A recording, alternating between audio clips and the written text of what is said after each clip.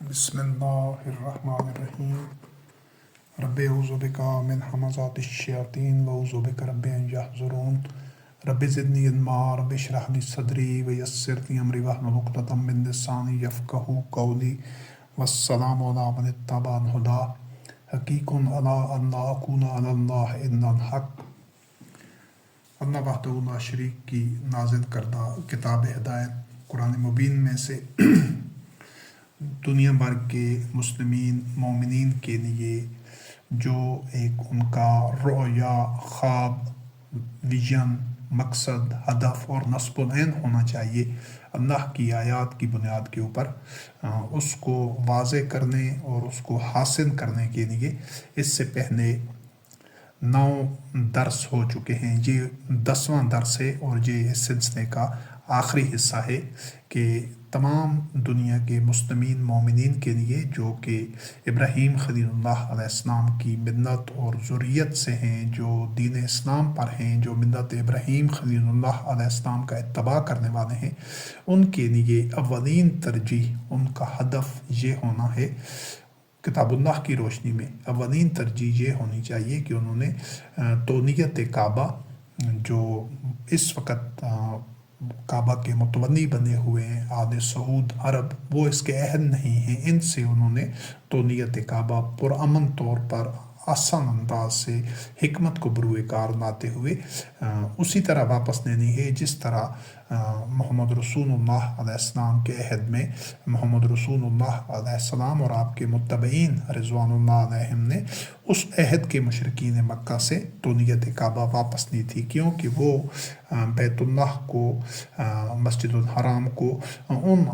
مقاصد اور اہداف کے حصول کا ذریعہ نہیں بنا رہے تھے جن کے لیے یہ گھر ابراہیم خلیل اللہ علیہ السلام اور اسماعیل علیہ السلام نے تعمیر کیا تھا، بلکہ وہ محض پوجا پاٹ کے لیے اور لا حاصل اور بے مقصد مردہ رسوم کے لیے اس گھر کو مرکز بنا رہے تھے اور اس سے ذاتی مفادات حاصل کر رہے تھے۔ تو آج بھی بعین ہی وہی صورتحال ہے کہ صدیوں سے یہ جو کعبہ کے متولی رہے ہیں یہ بالکل اسی طرح ہی بیت اللہ کا تصرف کر رہے ہیں، اسی طرح بیت اللہ کو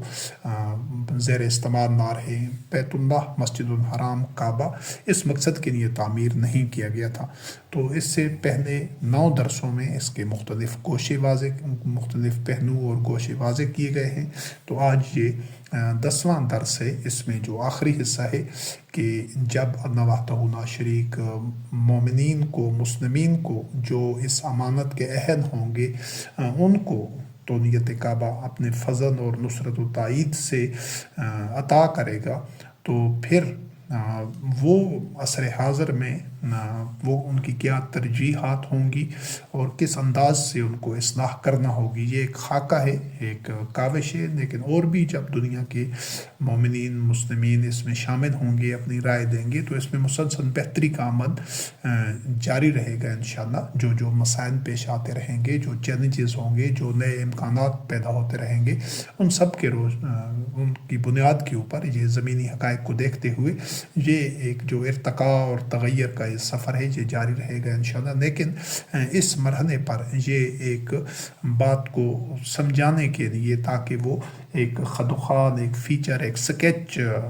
دنیا بھر کے مومنین کے سامنے ہو کہ ہم نے بیت اللہ کا جو صدیوں سے موجودہ جس تصرف ہے، جو سٹیٹس کو چل رہا ہے کہ ایک مردہ رسومات ہیں، لا حاصل آمد و رفت ہے اور وسائل اور اوقات اور سب کچھ برباد ہو رہا ہے صدیوں سے حج اور عمرہ کی صورت میں جو لوگ وہاں پر جاتے ہیں، اور اسی وجہ سے یہ دنیا میں یہ جو فساد پھیلا ہوا ہے تمام کا تمام، اس کی بنیادی اور سب سے بڑی وجہ یہ ہے کہ یہ گھر جس مقصد کے لیے اللہ رب العزت نے ابراہیم خلیل اللہ علیہ السلام اور اسماعیل علیہ السلام سے بنوایا تھا، اس مقصد کو یکسر فراموش کر دیا گیا ہے۔ نہ تو جو کتاب اللہ کے اپنے آپ کو وارث کہتے ہیں مسلمان، جو حقیقت میں نام نہاد مسلمان ہیں،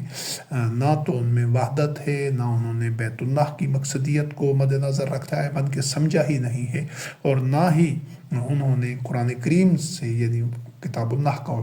اس طرح اتباع کیا ہے، بلکہ یہ جو کہ آدمیوں کے گھڑے ہوئے مذہبی پیشوائیت، شیاطین کے گھڑے ہوئے دین کے اوپر ہیں صدیوں سے، یعنی صدر اول کے مومنین کے بعد یہ انحطاط اور زوال کا سلسلہ شروع ہو چکا تھا۔ یہ جو انقلاب معکوس آیا تھا، یعنی محمد رسول اللہ علیہ السلام خاتم النبیین کے عہد میں جو مومنین ظلمات سے، انسان ظلمات سے نکل کر نور میں گئے تھے اور مومن بن گئے تھے، پھر اس صدر اول کے مومنین کے بعد پھر وہ انقلاب معکوس آیا، اور پھر اس وقت سے یہ 1400 سال گزر گئے ہیں کہ نور سے ظلمات کا یہ جو ایک پستی ہے، گراوٹ ہے اور انحطاط ہے، وہ مسلسل چلا آ رہا ہے۔ لیکن یہ اللہ وحدہ لا شریک ہے، جو کارخانہ قدرت ہے، اس میں دوام بقا کسی چیز کو نہیں ہے، اور یہ قوموں کا عروج و زوال خود بنی اسرائیل کی تاریخ میں بھی قرآن کریم میں اس کا تذکرہ ہے۔ کئی قومیں مردہ ہو جاتی ہیں اور پھر اللہ رب کریم ان مردوں میں سے زندگی پیدا کرتا ہے۔ اسی طرح زمین کی مثال سے اللہ وحدہ لا شریک نے جو واضح کیا ہے کہ اس پر بارش برساتا ہے تو مردہ زمین زندہ ہو جاتی ہے۔ کئی قومیں ہوتی ہیں جو زندہ ہوتی ہیں، جو ان پر اللہ رب کریم کی رحمت اور نعمتیں اور انعام ہوتا ہے، اور وہ صراط مستقیم اور ہدایت پر ہوتی ہیں، لیکن انہی سے پھر مردہ پیدا ہو جاتے ہیں، یعنی ان کی اگلی نسلیں آتی ہیں جو مردہ ہو جاتی ہیں، طبی طور پر مردہ نہیں بلکہ ان میں وہ جو اللہ رب العزت جس کو زندگی قرار دیتا ہے، یعنی انسان کا صاحب عقل و فکر، شعور ہونا، ہدایت پر ہونا، وحی کا اتباع کرنا، اپنا مقصد تخلیق سمجھنا، اور سارے یہ گوشے ہیں، عدل و قسط پر ہونا، تو اور اللہ رب العزت کے جو پوری کائنات کے جو وسائل پیدا کیے ہیں ان کا درست استعمال کرنا، یہ ساری چیزیں اس زندگی میں آ جاتی ہیں۔ تو اس جو یہ آخری نشست ہے، اس میں اس ایک نقشہ بھی، ایک سکیچ واضح کیا جائے گا، اور اس کے اور دیگر مختلف کوششیں بھی۔ تو اگر سعودی عرب کے حکمران، شاہی خاندان اور ان کے جو معاونین ہیں وہ اسٹیٹس کو کی دنیا بھر میں جو حمایت کرنے والے لوگ ہیں، کہ جس طرح یہ صدیوں سے یہ نظام چلا آ رہا ہے، جس طرح اقتدار ان نااہل لوگوں کے پاس ہے، بیت اللہ کی جو تونیت ہے ان غاصبوں کے پاس ہے، یہ جو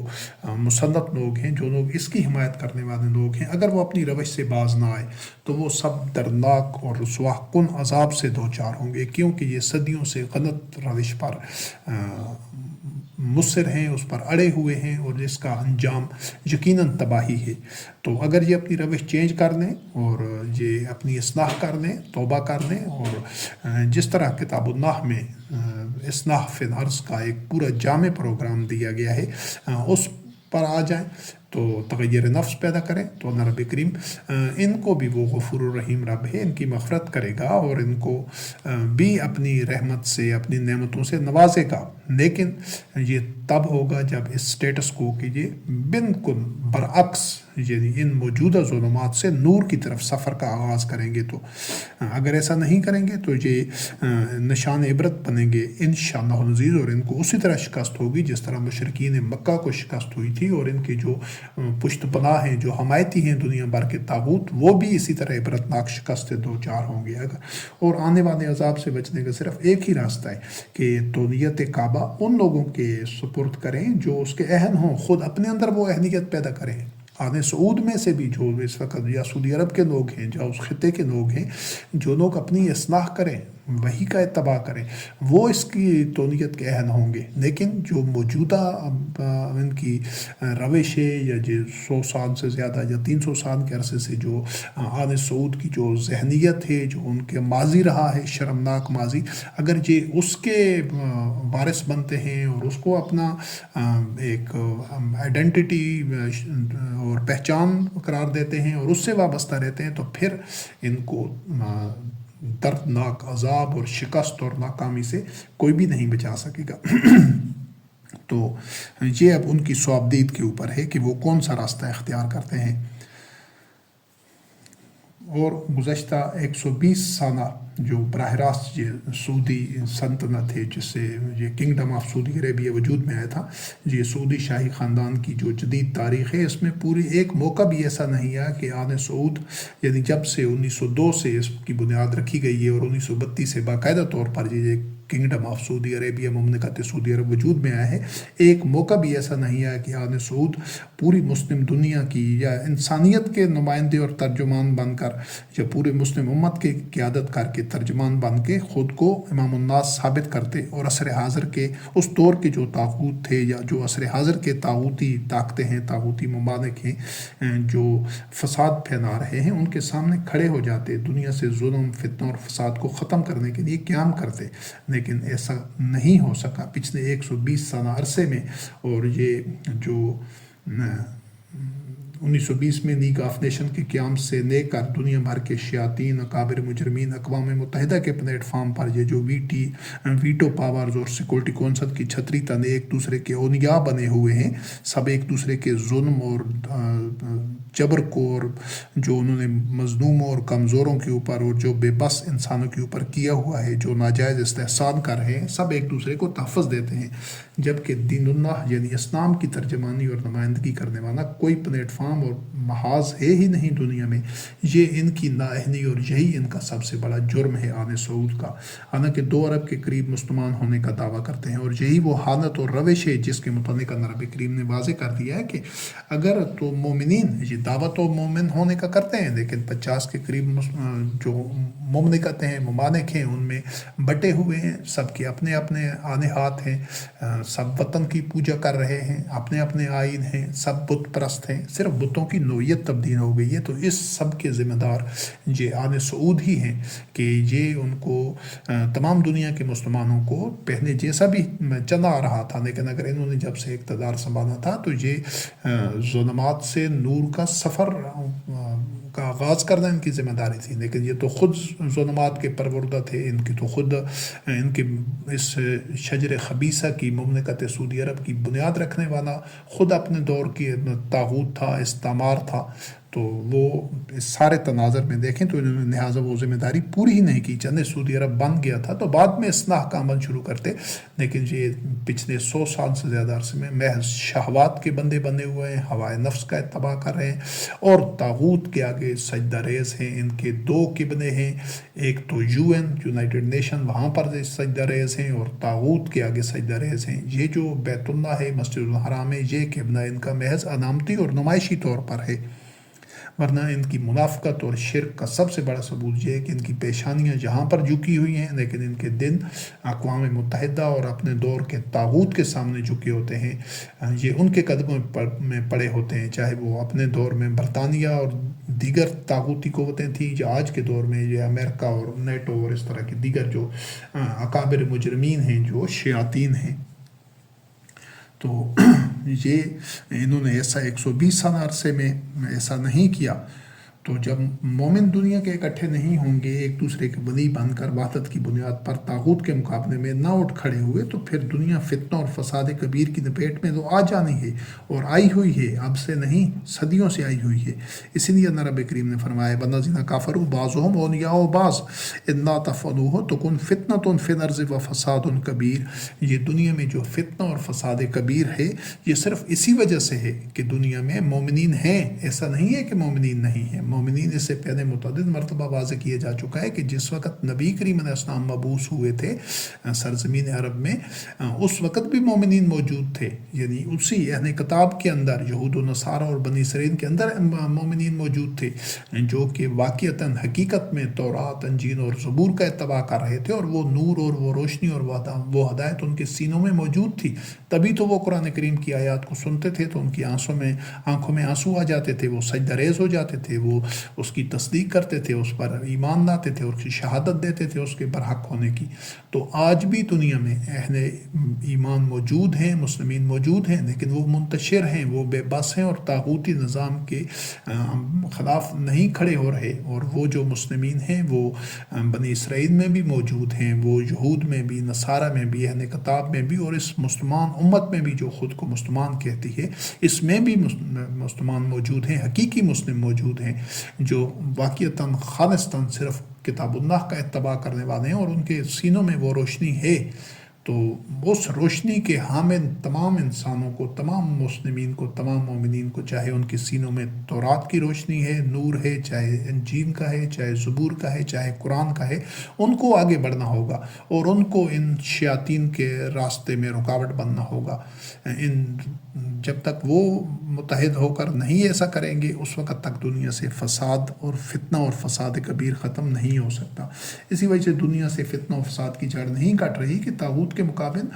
مومنین نے وحدت اختیار ہی نہیں کی، انہوں نے قیام کیا ہی نہیں ہے، اور اس قیام کی راہ میں سب سے بڑی رکاوٹ آل سعود کا شاہی خاندان اور ان کے جو معاونین ہیں، مذہبی پیشوائیت ہیں یا عالمی طاغوت ہے جو ان کے سپورٹرز ہیں، ان کی پشت پناہی کر رہے ہیں۔ اس سنگ راہ کو، راستے کے اس بھاری پتھر کو جس دن ابراہیم خلیل اللہ علیہ السلام کی ذریت راستہ سے ہٹا کر اپنے ہیڈ کوارٹر جو اپنا دارالخلافہ ہے پوری دنیا کے مسلمین کا، مومنین کا، یعنی بیت اللہ، مکہ، مسجد الحرام، اس کی تونیت خود سنبھال لیں گے، تو پھر ممکن نہیں کہ اسلام ادیان آدم پر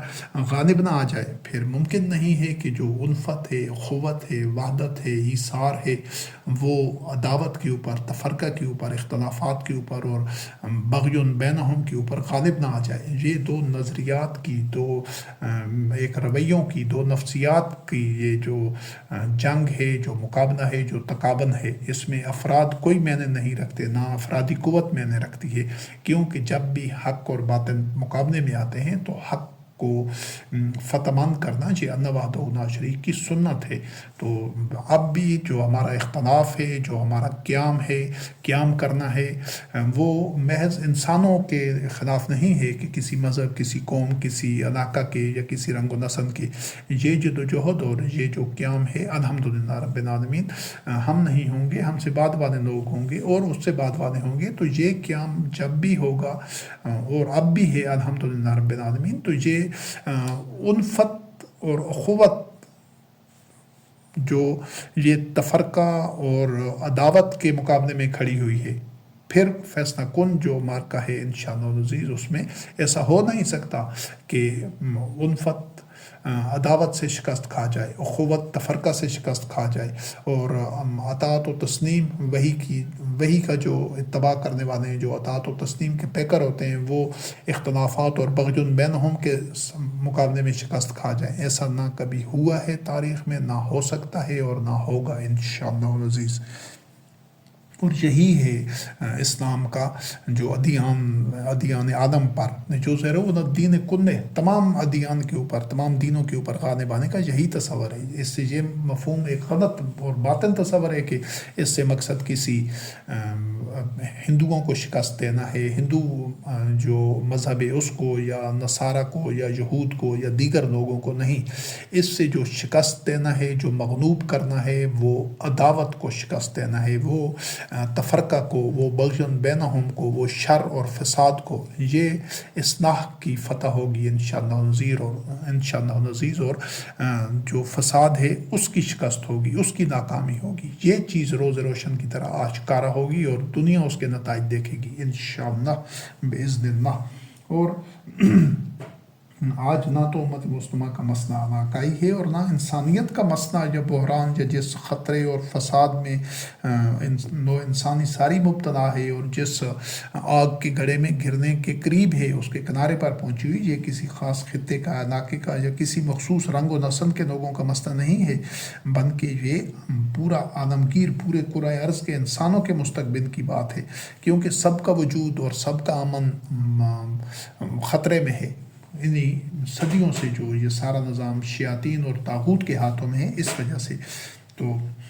یہ طاغوت، اور نہ ہی طاغوت کا اثر و رسوخ اور امنداری جو ہے، جو اس کا قبضہ و تسلط ہے، وہ کسی خاص علاقہ یا خطہ تک محدود ہے۔ آج دنیا گلوبل ولیج ہے، کرۂ ارض کے جملہ معاملات باہم دیگر جڑے ہوئے ہیں، لہٰذا اصلاح کا جو اقدام ہوگا، آغاز کار ہوگا، اور جو جس طرح بتدریج انشاءاللہ اس کی توسیع ہوگی، وہ بھی محض کسی ایک خطے میں یا علاقے میں نہیں ہوگی، بلکہ عالمی اور گلوبل سطح پر ہوگی انشاءاللہ۔ آج آل سعود کی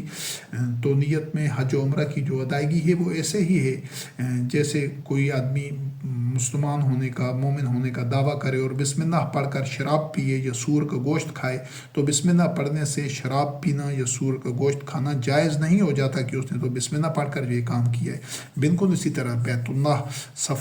اللہ کا طواف، صفا و مروہ کا طواف کرنے یا احرام باندھنے یا سر منڈوانے سے کے عمل سے یہ امت مسلمہ کے جو غدار ہیں، جو منافق اور مشرک ہیں، عباد الطاغوت ہیں، نااہل اور شہوت پرست ہوائے نفس کے جو بندے ہیں آنے سود، ان کو بیت اللہ کا متولی تسلیم کرنا، آباد کار تسلیم کرنا اور سارے امور بیت اللہ کے ان کے ہاتھ میں ہونے کا یہ جو جرم ہے، اس جرم کو تسلیم کرنے کی تنافی ان امور سے اور ان مناسک سے اور ان شعائر سے نہیں ہو سکتی کہ وہاں پر جا کر قربانی کا جانور ذبح کر دیا جائے یا احرام پہنایا جائے یا حج یا طواف کیا جائے صفا و مروہ کا یا بیت اللہ کا۔ تو اس طرح کے اعمال سے کبھی اتنے بڑے جرم کی تلافی نہیں ہو سکتی، اور اسی وجہ سے سارے اعمال اور سب کچھ بے نتیجہ ہو رہے ہیں صدیوں سے، کیونکہ وہ جرم اتنا بڑا ہے۔ تو آل سعود کا شاہی خاندان اس امانت کا اہل نہیں ہے۔ نبی کریم کا حکم ہے نا تعبد الشیطان، تو اگر اس کے ہاتھ میں یہ تولیت رہتی ہے نااہلوں کے ہاتھ میں، تو یہ شیاطین کا عبد بننے کا جرم ہے۔ اور ابراہیم خلیل اللہ علیہ السلام کی منت میں ہونے کا یا ابراہیم خلیل اللہ علیہ السلام کے اسوہ حسنہ پر عمل کرنے کا، اس پر ایمان لانے کا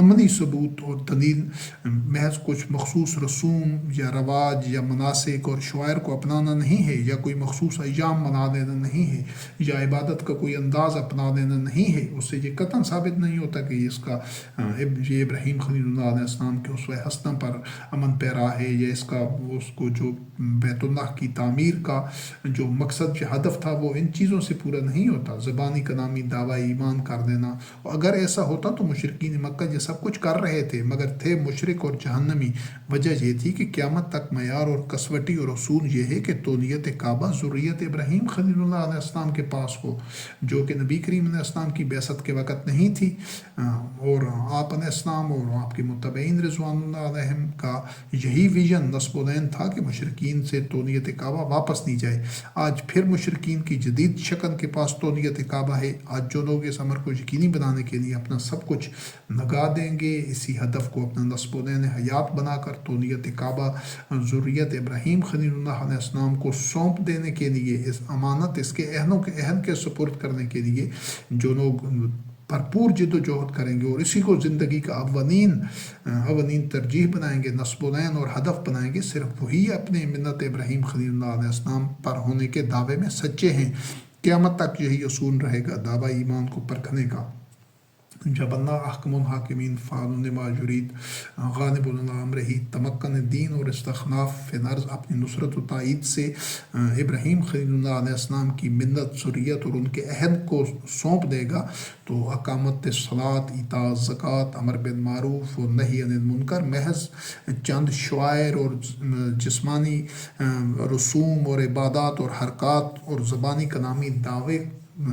دعوت اور تبلیغ اور پند و نصائح نہیں ہوں گے، محض نصیحتیں اور کھوکھلا واز نہیں ہوگا، جس طرح آج حج کے موقع پر یا دیگر مواقع پر یہ جو امام کعبہ ہوتا ہے وہ ایک خطبہ پڑھ کر بس جان چھڑا دی اور چلا گیا، نہ سننے والوں کو اس کا شعور ہے، نہ اس خطبے کا کوئی نتیجہ ہوتا ہے، صدیوں سے یہی کچھ ہو رہا ہے۔ اس کی یہ ذمہ داری نہیں ہے جو حقیقت میں عصر حاضر میں جو کچھ ہونا چاہیے، اور جب اللہ رب کریم مومنین کو منت ابراہیم خلیل اللہ علیہ السلام کو تولیت کعبہ سونپے گا، تو جو ان کی ذمہ داریاں ہوں گی اور جو امور ان کو سر انجام دینے ہوں گے اور جو نقشہ ہوگا ابھی اس کو بیان کیا جاتا ہے، تو درجین ایک خاکہ سا ایک سکیچ چند اقدامات ہوں گے جن کا تمام نوع انسانی نہ صرف براہ راست مشاہدہ کر رہی ہوگی انشاءاللہ باذن اللہ، بلکہ ان کے نتائج و ثمرات سے ہر وہ شخص بہرمند ہو سکے گا جو فلیعبدوا رب ھذا البیت، یعنی کہ جو اللہ کو اپنا رب، الہ اور معبود تسلیم کر رہا ہوگا، دنیا کے چاہے کسی کونے میں بھی ہو، اس کے جو برکات ہیں، جو انعامات ہیں، جو اللہ رب کریم کی جو نعمت ہے، جو رحمتیں ہیں، ثمرات ہیں، وہ اس تک پہنچ رہے ہوں گے، کیونکہ وہ اللہ کا عبد ہوگا، اس کا رب، الہ اور معبود اللہ ہوگا۔ لیکن اس سے پہلے کے جو حصے ہیں، دروس ہیں، ان میں بیان کیا جا چکا ہے کہ جب سے یہ جو تولیت کعبہ ہے ان شیاطین کہ جو جن کی پشت پناہی شیاطین کر رہے ہیں، یہ آل سعود ہیں یا اس سے پہلے جو ہاشمی خاندان تھا، ان کے ادوار میں جو کچھ فساد ہوتا چلا آ رہا ہے اور ہو رہا ہے دنیا میں، تو اسی وجہ سے کہ یہ محض کچھ بیت اللہ کی تونیت سے، اس کی آباد کاری سے مادی مفادات حاصل کر رہے ہیں، یہ غاصب ہیں، یہ نااہل ہیں، اور یہ اپنی چودراہٹ اور اپنے جو اثر و رسوخ ہے اس کو بڑھانے کے لیے اور اپنی ہوائے نفس کی تکمیل کے لیے، ان کے شہوات کے پیچھے بھاگنے کے لیے اور ان کو پورا کرنے کے لیے یہ سارے وسائل اور یہ جو داداگیر بنے ہوئے ہیں، جو چودراہٹ انہوں نے قائم کی ہوئی ہے۔ تو جب تولیت کعبہ مومنین کے ملت ابراہیم خلیل اللہ علیہ السلام کے کو اللہ رب کریم سونپ دے گا، تو اس کے جو ایک سکیچ ہے، خاکہ ہے، اس کو دیکھیں کہ انشاءاللہ عزیز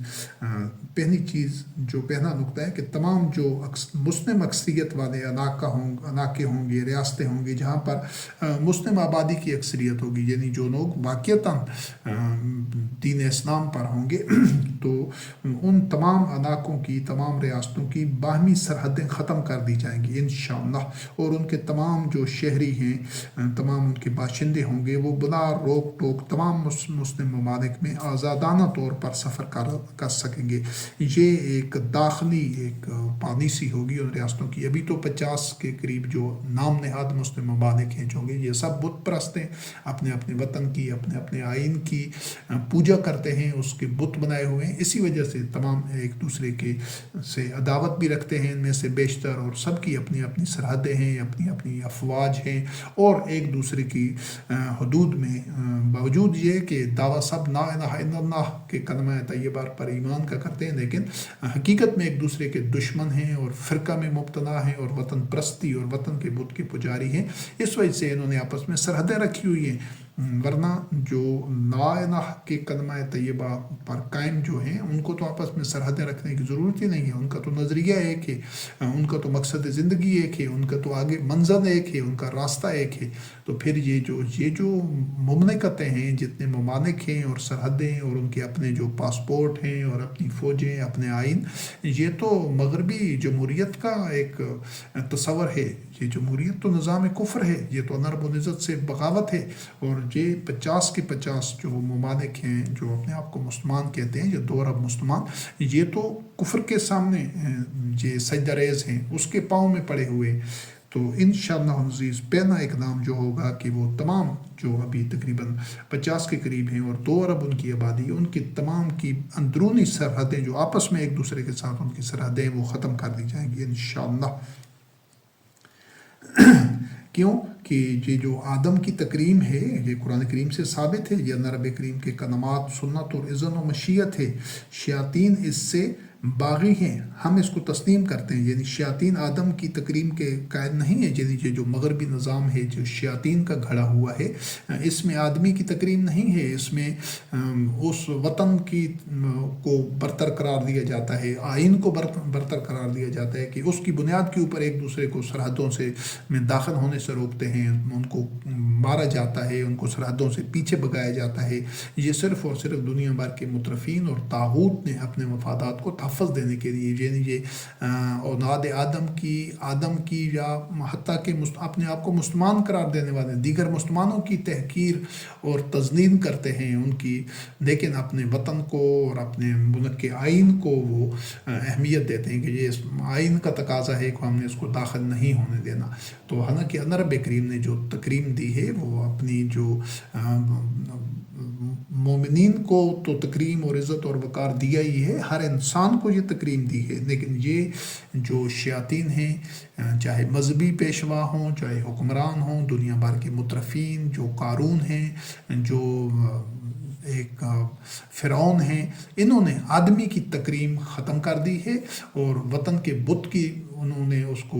برتر قرار دیا ہے، اور ہر وطن کے جو آئین ہے اس کو برتر قرار دیا ہے، اور اسی کی بنیاد کے اوپر یہ انسانوں کو کچلتے ہیں، ایک دوسرے سے ملنے سے اور ایک دوسرے کے پوری قرآن اللہ کی ہے اور اس میں جانے سے جو روکتے ہیں، وہ اسی وجہ سے کہ یہ تکریم آدم کے منکر ہیں۔ ہم الحمدللہ رب العالمین تکریم آدم پر ایمان لانے والے ہیں کہ اللہ رب کریم نے فرمایا وَلَقَدْ کَرَّمْنَا بَنِي آدَمَ، اور ایک اور مقام پر فرمایا وَفَضَّلْنَاهُمْ عَلَىٰ كَثِيرٍ مِّمَّنْ خَلَقْنَا تَفْضِيلًا۔ تو انسان کی اس تفضیل کے منکر ہیں، اور وطن جو ان کا اپنا خود ساختہ بت ہے، اور جو وطن کا جو آئین ہے ہر وطن کا، اس کی فضیلت اور اس کی تکریم پر ایمان رکھتے ہیں، تو یہ اللہ کے باغی ہیں جو اس طرح انسان کی تحقیر کر کے وطن کو تکریم دیتے ہیں اور جو اس کو افضل گردانتے ہیں۔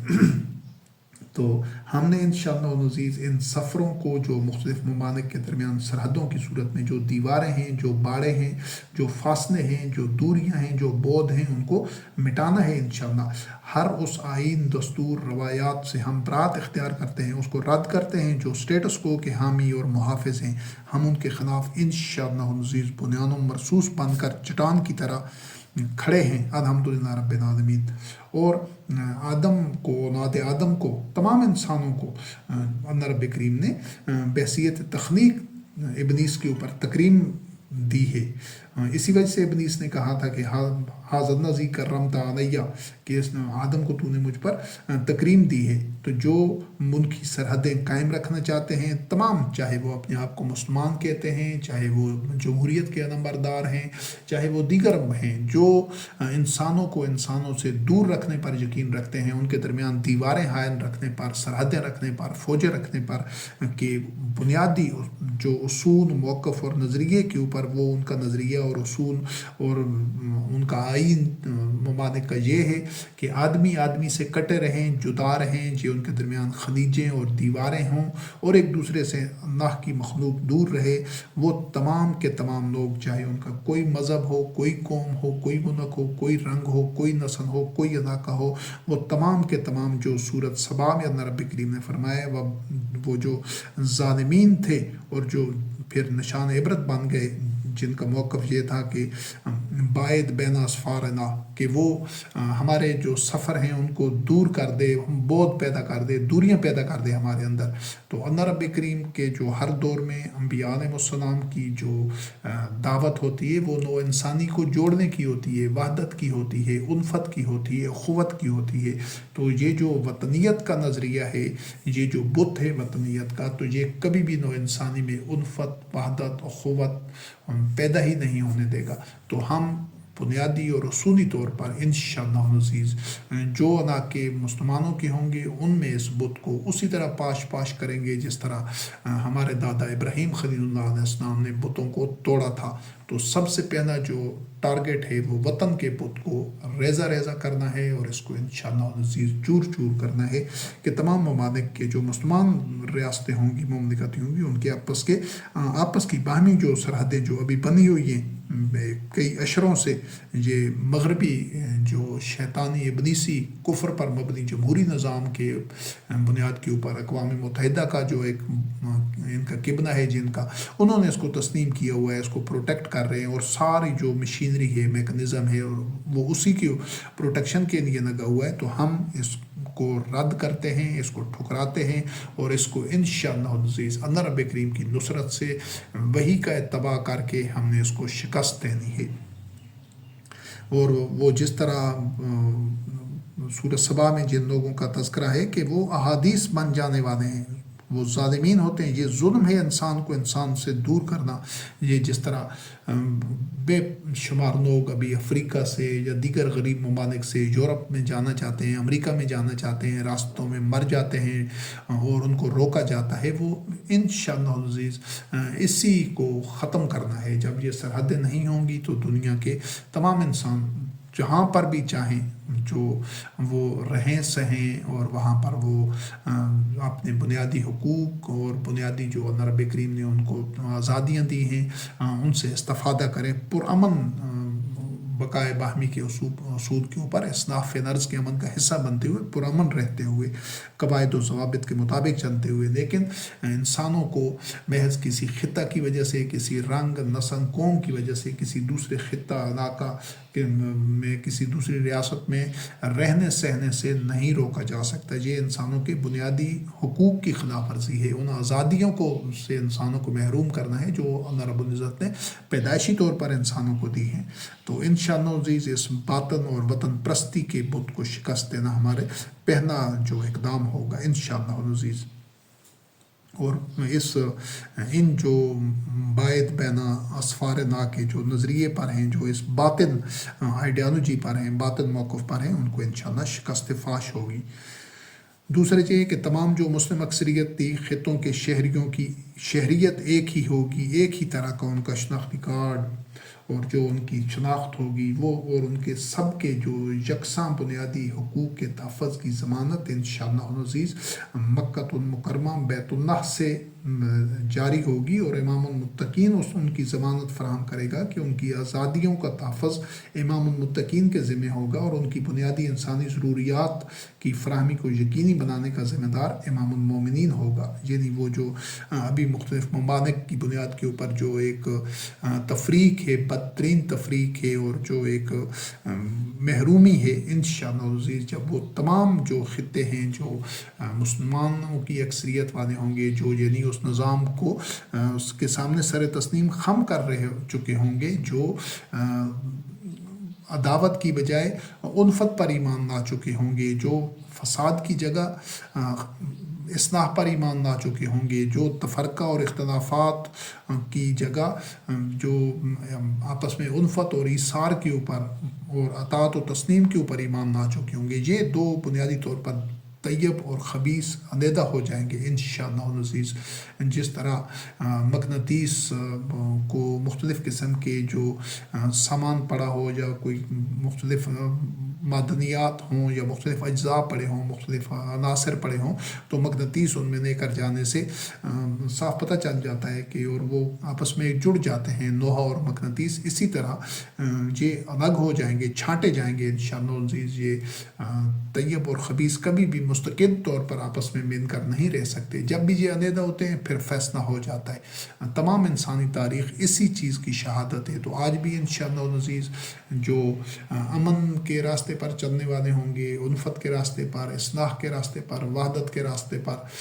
جو چلنے والے ہوں گے وہ الگ ہو جائیں گے، اور جو تفرقہ، اختلافات، عداوت اور عدم مساوات کی بنیاد کے اوپر اور تحقیر انسانیت کے راستے پر چلنے ہوں گے وہ الگ ہو جائیں گے، اور یہی ان کا الگ ہونا، الگ سے صف بندی کرنا انشاءاللہ عزیز ان کی عبرتناک شکست اور ناکامی کا موجب بنے گا، اور یہ انشاءاللہ عزیز بہت جلد ہونا ہے باذن اللہ، بفضل اللہ۔ اور اگلا پوائنٹ یہ ہے کہ تمام جو مسلم ممالک کی ایک ہی مرکزی فوج ہوگی، اور ان کی جو امر بالمعروف نہی عن المنکر کی جو پولیس کا ایک نظام ہوتا ہے معاشرے میں عدل قائم کرنے کے لیے، یہ جو اس چیز کو سمجھنا ضروری ہے کہ یہ جو فوج رکھنا ہے، یا جو دشمن سے بچاؤ کے لیے قوت جمع کرنا ہے، یہ اللہ رب کریم کا حکم ہے، اور انبیاء علیہ السلام ایسا کرتے آئے ہیں، قرآن کریم سے یہ ثابت ہے۔ لیکن یہ مستقل بنیادوں پر نہیں ہوتا، یہ ہوتا ہے ٹرانزیشنل ٹائم پر، جب پوری دنیا میں باطن کو شکست دی جا چکی ہوگی، جب جو سرکش لوگ ہیں، جو طاغوت ہیں، جو انسانیت کے دشمن ہیں، وہ شکست کھا جائیں گے، وہ غیر مؤثر ہو جائیں گے، تو پھر ان چیزوں کی یہ گولہ بارود اور یہ سارا اسلحہ اور افواج ان کی پھر ضرورت نہیں ہوگی، بلکہ صرف اس چیز کو یقینی بنایا جائے گا کہ پھر سے کوئی یہ فساد اور یہ تخریب اور یہ سرکشی اور یہ جارحیت کسی دوسرے انسانوں پر کر نہ سکے، پھر صرف اس کو یقینی بنایا جائے گا۔ لیکن جو ٹرانزیشنل پیریڈ ہے، عبوری دور ہے، جس میں کہ اس چیز کا امکان ہوتا ہے، اور انسانی تاریخ میں ہوتا آ رہا ہے کہ یہ جو شیطانی قوتیں ہوتی ہیں، یہ جو طاغوت ہوتے ہیں،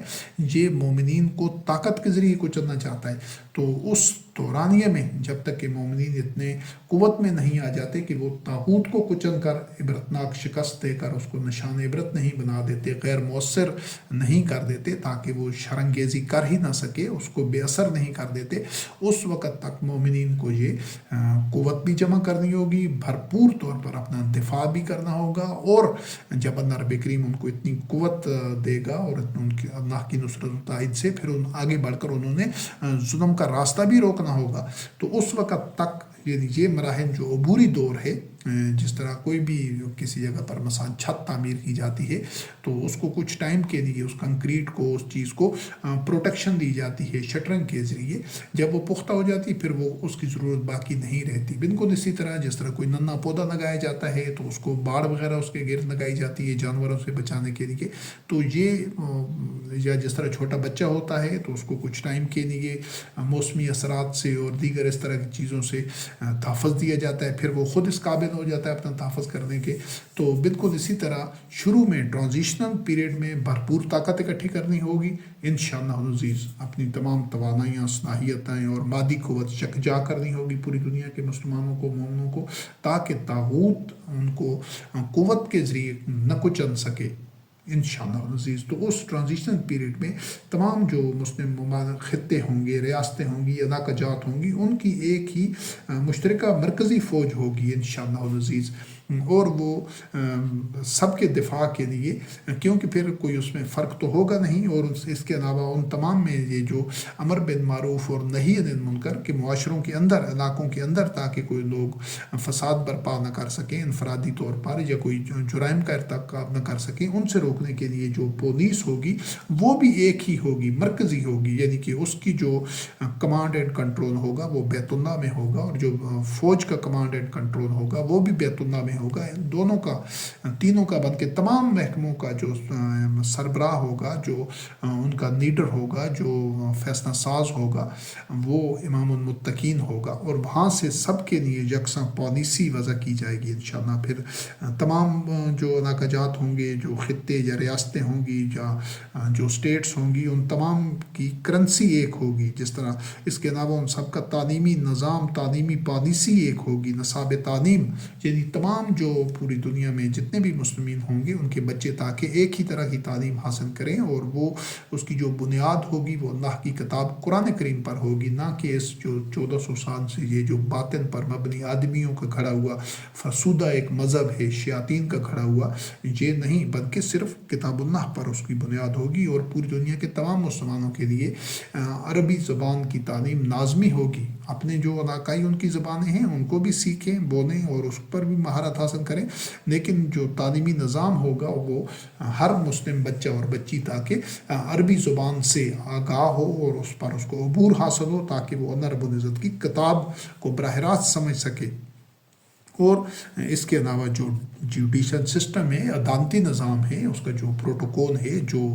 فیصلہ سازی کا عمل ہے، جو اس کی نگرانی ہے، جو پالیسیز ہیں عدل و قسط کے نظام کی، وہ بھی پوری دنیا کے تمام جو مسلمانوں کے خطے ہیں، علاقے ہیں، ان میں ایک ہی ہوگی انشاءاللہ العزیز۔ اور پانچواں نقطہ یہ ہے کہ کرۂ ارض پر موجود تمام مسلمانوں کا، مومنین کا امام ایک ہوگا، جس کے ہاتھ کے اوپر، سب اس کے ہاتھ کے اوپر بیعت کیے ہوں گے، اور کسی طرح کی کوئی فرقہ بندی یا مذہبی اور سیاسی جماعتیں بنانے کی اجازت نہیں ہوگی، اور نہ کوئی ایسے پریشر گروپ یا مختلف کوئی یونینز جو اس نظام کو چیلنج کر سکیں یا اس سے کو مجبور کرنے کی کوشش کریں، غیر مؤثر کرنے کی، وہ ان کو بغاوت شمار کیا جائے گا۔ اور کرۂ ارض کے تمام مومنین کی اصلاح اور دینی رہنمائی کے لیے امام المتقین ایک ہی سب کے لیے جو خطبہ کا جمعہ دے گا، صلوات کے اجتماعات کے سلسلے میں، اور دیگر جو رہنمائی جاری ہوگی، پالیسی سازی، تاکہ تمام پورے گلوب پر موجود تمام مسلمانوں کے لیے ایک ہی وہ یکساں رہنمائی ان کو دی جا رہی ہو، اور جو فیصلہ سازی ہے، جو ان کے ارتقاء کا ایک سفر ہے جو شاہراہ حیات کے اوپر، تو وہ سب کے لیے یکساں انداز سے ہوگا، اور وہ تب ہی ممکن ہے جب ان سب کا ایک امام المتقین جس کے ہاتھ پر وہ بیعت کیے ہوں گے، وہ ان سب کے مفادات کو یقینی بنائے گا، سب کے جو مفادات کے تحفظ کو، تاکہ جو اگر مختلف جو کہ انسان کے اندر اس چیز کا امکان رہتا ہے کہ ان میں اختلافات پیدا ہوں، تنازعات ہوں مختلف معاملات میں، تو ان سب کا فیصلہ کرنے والا جب ایک ہوگا تو وہ سب کو ایک ہی انداز سے، ایک ہی نظر سے، ایک ہی نگاہ سے دیکھے گا، اور اللہ کی کتاب کی بنیاد کے اوپر تمام کی جو ویلفیئر ہے، بھلائی ہے، تمام کی جو نشو و نما ہے، اور ان کی بنیادی انسانی ضروریات اور ان کی آزادیوں کا تحفظ کو وہ خود یقینی بنائے گا۔ تو اس سلسلے میں، اور یہی جو طریقہ کار ہے، یہی امت واحدہ اور بنیان و مرصوص بننے کی ضمانت ہوگا۔ اس کے علاوہ عالمی دارالخلافہ مکہ یعنی بیت اللہ ہوگا انشاءاللہ عزیز، جہاں سے ساری دنیا، ساری مسلم دنیا کے لیے، تمام انسانوں کے لیے جو بھی اس سے مستفید ہونا چاہیں، بہرہ مند ہونا چاہیں، اس کا حصہ بننا چاہیں، ان کے تحفظ کو بھی یقینی بنایا جائے گا انشاءاللہ، ان کی اصلاح کو بھی، اور ان کے بھی جو ان کی یکساں بنیادی انسانی ضروریات ہیں، آزادیاں ہیں، ان کے لیے بھی۔ تو اس تمام شعبہ زندگی، مثلاً معیشت ہے، معاشرت ہے، صنعت ہے، تجارت ہے، صحت ہے، قدرتی وسائل، زراعت، سائنس، ٹیکنالوجی، تحقیق، ترقی وغیرہ کے لیے، تمام کے لیے جو پالیسی سازی ہوگی، جو حکمت عملی وضع کی جائے گی، اور اس کے اطلاق کے لیے، یعنی اس پر عمل درآمد کو یقینی بنانے کے لیے جو میکانزم وضع کیا جائے گا، گلوب سے لے کر پھر بتدریج نیچے مختلف جو چھوٹے یونٹس ہیں، اکائیوں تک، یا یوں سمجھ لیں کہ کسی محلہ، کسی گاؤں، قصبہ، شہر، ڈویژن، ضلع، ریاست سے ہوتا ہوا پورے گلوب تک جو ایک میکانزم ہوگا، پالیسی سازی ہوگی، اور اس کے اطلاق کے لیے جو میکانزم ہوگا درجہ بدرجہ، اس پر عمل درآمد کو یقینی بنانے کے لیے، اس کی نگرانی اور مانیٹرنگ کے لیے جو سسٹم ہوگا، اور اندر ضرورت اگر کہیں کوتاہی ہو رہی ہے، کہیں اس کی خلاف ورزی ہو رہی ہے، تو جو محاسبہ ہوگا، تادیبی کارروائی عمل میں لانے کا جو اختیار اور میکانزم ہوگا، وہ بھی امام المتقین کے پاس ہوگا، یعنی اس کے لیے بھی تمام جو سٹرکچر ہے، اس کی نگرانی اور اس کی اصلاح کا جو عمل ہے، وہ بھی بیت اللہ، مسجد الحرام میں ہوگا، مکہ میں ہوگا، اور اس کا بھی حتمی اور قطعی جو فیصلہ ہوگا، جو امور طے ہوں گے، وہ امام المتقین ہی کرے گا۔ اس سے تمام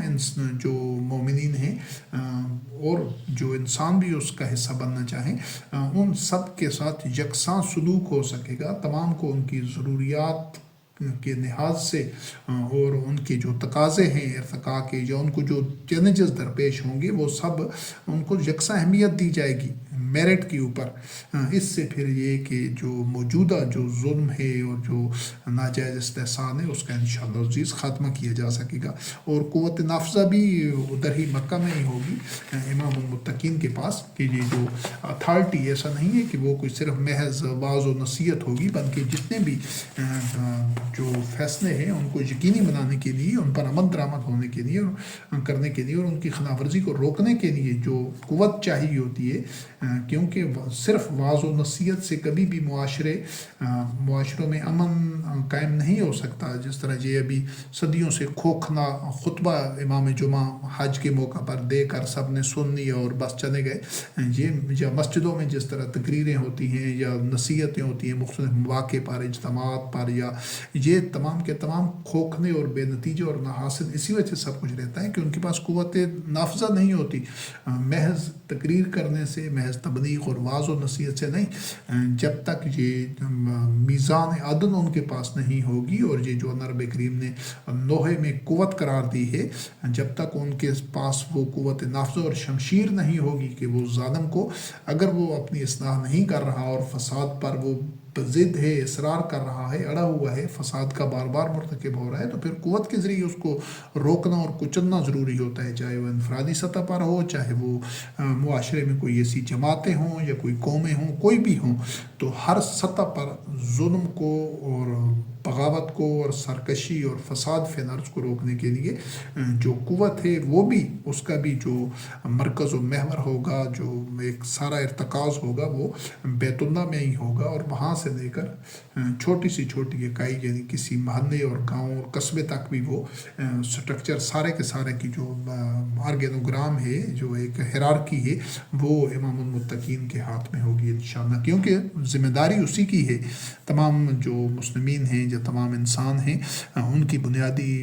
ضروریات کی فراہمی اور ان کے جو بنیادی انسانی حقوق ہیں ان کے تحفظ کے لیے یکساں طور پر۔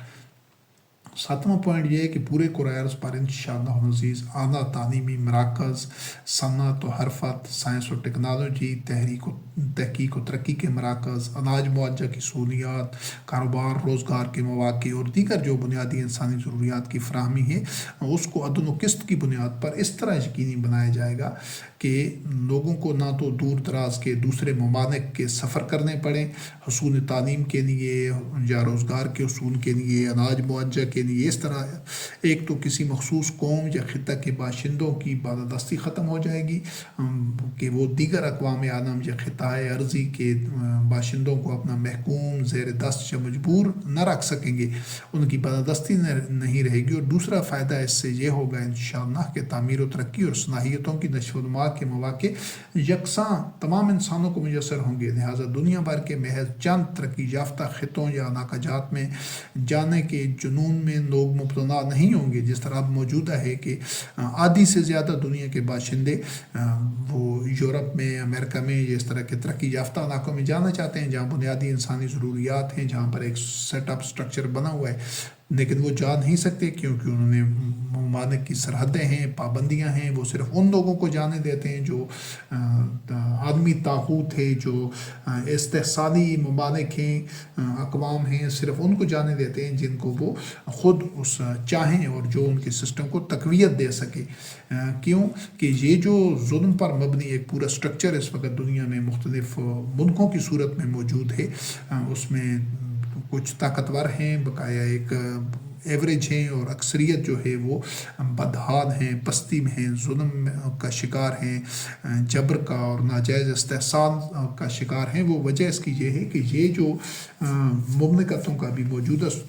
ایک پوری دنیا میں جو ایک موجود ہیں، ایک ان کا سٹرکچر ہے، یہ استعماریت اور جنگوں کے نتیجے میں ایسا ہوا ہے۔ یہ شیاطین نے اس کی تقسیم ہی ایسی کی ہے کہ جو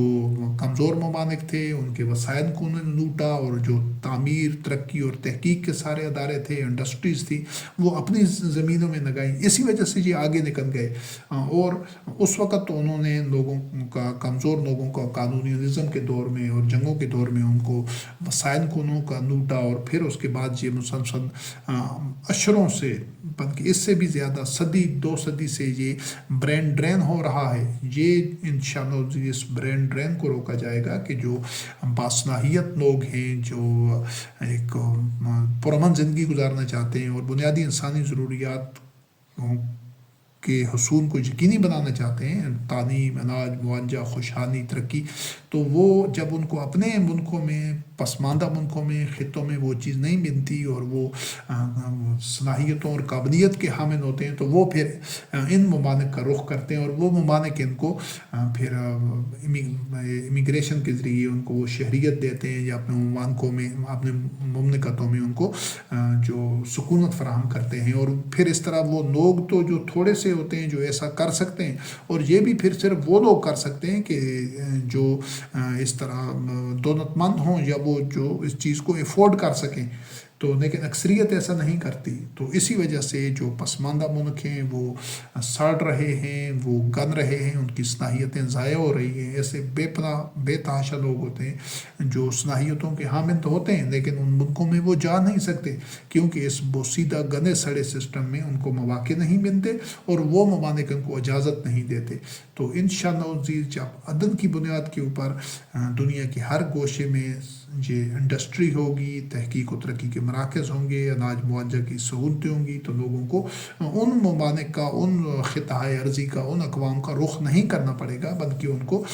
تمام جو بنیادی انسانی ضروریات ہیں، روزگار ہے، تعلیم ہے، اور اس طرح کی ترقی کے جو مواقع ہیں وہ اپنے اپنے خطوں میں ملیں گے۔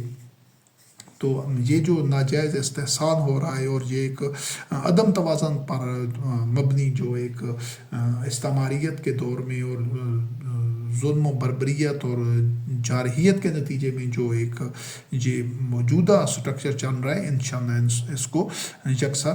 تبدیل کر دیا جائے گا انشاءاللہ باذن اللہ۔ تو اس سے کیا ہوگا کہ توازن قائم ہوگا تمام معاشروں اور اقوام میں۔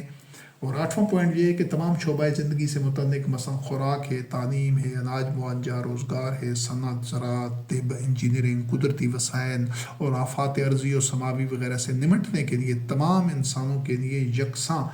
معیار اور فعالیت کی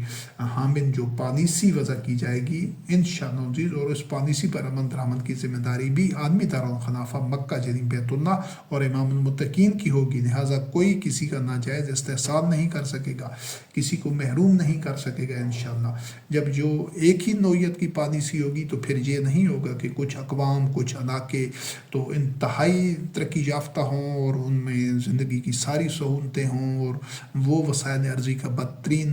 اسراف کر رہے ہوں، ان کو برباد کر رہے ہوں، جو انسانیت کے مشترکہ وسائل ہیں جن کو اللہ رب کریم نے تمام انسانوں کے لیے، تمام مخلوقات کے لیے پیدا کیا ہے، جبکہ باقی جو اکثریت ہے وہ ان سے محروم ہو، تو ایسا نہیں ہوگا انشاءاللہ العزیز۔ اور یہ تبھی ممکن ہے جب پالیسی سازی ایک ہی جو اللہ کا عبد ہے، جو معیار کے اوپر اور تمام انسانوں کی جو ضروریات کو یکساں اہمیت، ان کے جان و مال کو یکساں اہمیت دیتے ہوئے مساوات کی بنیاد پر وہ جو پالیسی سازی کرے گا، وہ جو فیصلے کرے گا، وہ جو اقدامات کرے گا انشاءاللہ العزیز۔ اور یہی الحمدللہ رب العالمین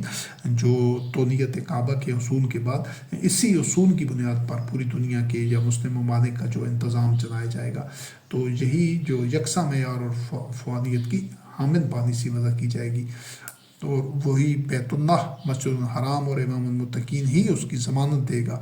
تاکہ کوئی کسی کو محروم نہ کر سکے۔ پھر اس کے بعد یہ نامہ جو پوائنٹ ہے کہ حج اور عمرہ کے لیے صرف اہل اور باصلاحیت لوگ جا سکیں گے۔ حج کے لیے مومن ہونا، مسلمان ہونا ضروری نہیں ہے، انسانوں کے لیے حج ہے۔ اللہ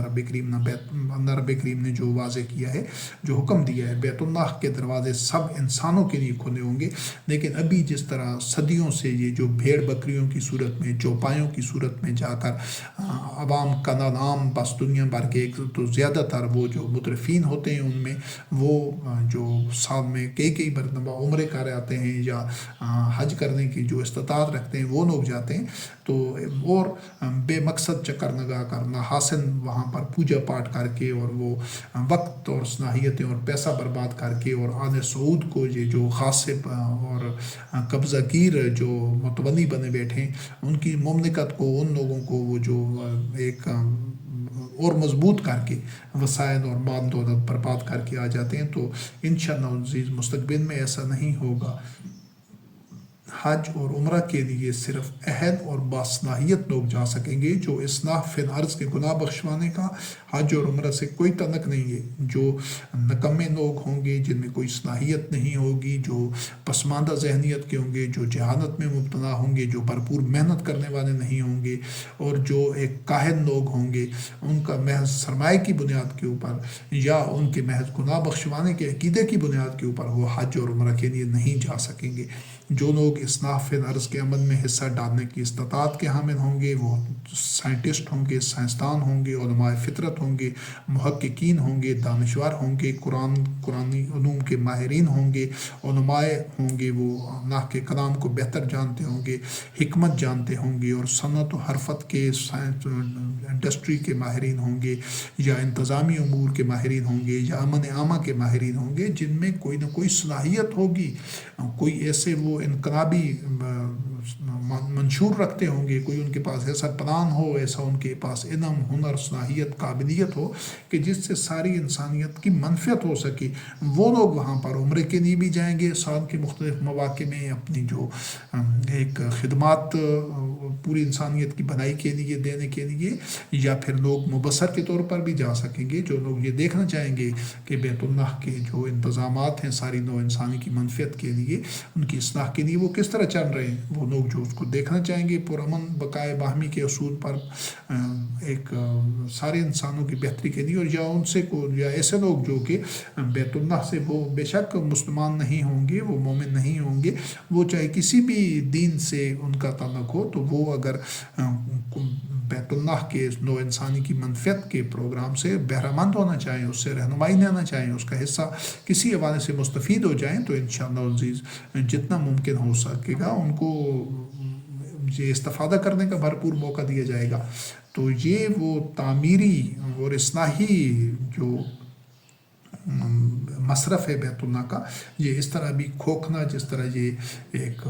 وہ کھیتوں میں ایک پتنا سا کسان کھڑا کر دیتے ہیں پرندوں کو ڈرانے کے لیے، ایک کپڑے کا اور لکڑی کا اس طرح، تو یہ جو OIC ہے ابھی وہ بے مقصد اور ناحاصل ایک بند کی یوں سمجھیں کہ جس طرح مردار خور گدھ ہوتے ہیں، یہ تو یہ آل سعود ہو گئے یا عرب حکمران ہو گئے یا OIC کے جتنے بھی اس کے رکن ہیں دنیا بھر کے، یہ نام نہاد 50 ممالکوں کے جو سربراہان ہیں، یہ تو اسی گدھ کی طرح ہیں جو مردار خور ہیں، جو یہ اپنی مسلم قوم کی ناش کو نوچ نوچ کر کھا رہے ہیں اور وسائل برباد کر رہے ہیں۔ لیکن انشاءاللہ العزیز مستقبل میں ایسا نہیں ہوگا، اور مختلف شعبہ جات میں جو تحقیق و ترقی، انڈسٹری، پیداوار کے لیے اس کے سمت اور رخ کا تعین بیت اللہ میں موجود امام المتقین، امام الناس مشاورت سے کرے گا، تاکہ اس پوائنٹ کو سمجھنا ضروری ہے، تاکہ دنیا میں موجود یعنی تمام جو سائنس میں، ٹیکنالوجی میں، صنعت و حرفت میں، کسی بھی شعبے میں جو تحقیق و ترقی کا رخ ہے یا ترجیحات ہیں، ان کا تعین جو امام المتقین کرے گا، اور ماہرین کی مشاورت سے کرے گا، جو اہم لوگ ہوں گے وہاں پر ہی بیت اللہ میں ہی اس کی شورا ہوگی، جس میں تمام شعبہ زندگی کے جو ماہرین ہوں گے، جو اہم لوگ ہوں گے میرٹ کے اوپر، چاہے ان کا تعلق کسی رنگ، نسل، قوم، علاقہ، خطہ سے ہو، وہ ادھر موجود ہوں گے ہمیشہ۔ کچھ آتے جاتے رہیں گے عمرہ کی صورت میں، مختلف قسم کی ٹریننگز وہاں پر ہوں گی، ان کو جو تربیت دی جائے گی تمام سسٹمز کی، ایجوکیشن سسٹم کی، اس کے سٹرکچر کی، جو ماہرین ہوں گے وہاں سے تربیت حاصل کر کے، جوڈیشل سسٹم کی، پولیس کے نظام کی، دیگر جو مختلف قسم کے محکمہ جات ہیں، تمام کے تمام ان کے وہاں پر جو آپ کہہ سکتے ہیں کہ ان کے متعلقہ شعبے ادھر ہی ہوں گے، وہاں سے مختلف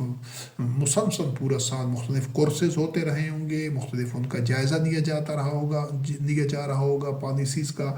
یہ عمرہ کی صورت میں پوری دنیا سے لوگ آ رہے ہوں گے، جا رہے ہوں گے، اپنی جو رہنمائی حاصل کرنے کے لیے، اپنا جو ان کی کارکردگی ہے وہ پیش کرنے کے لیے، تاکہ اس کو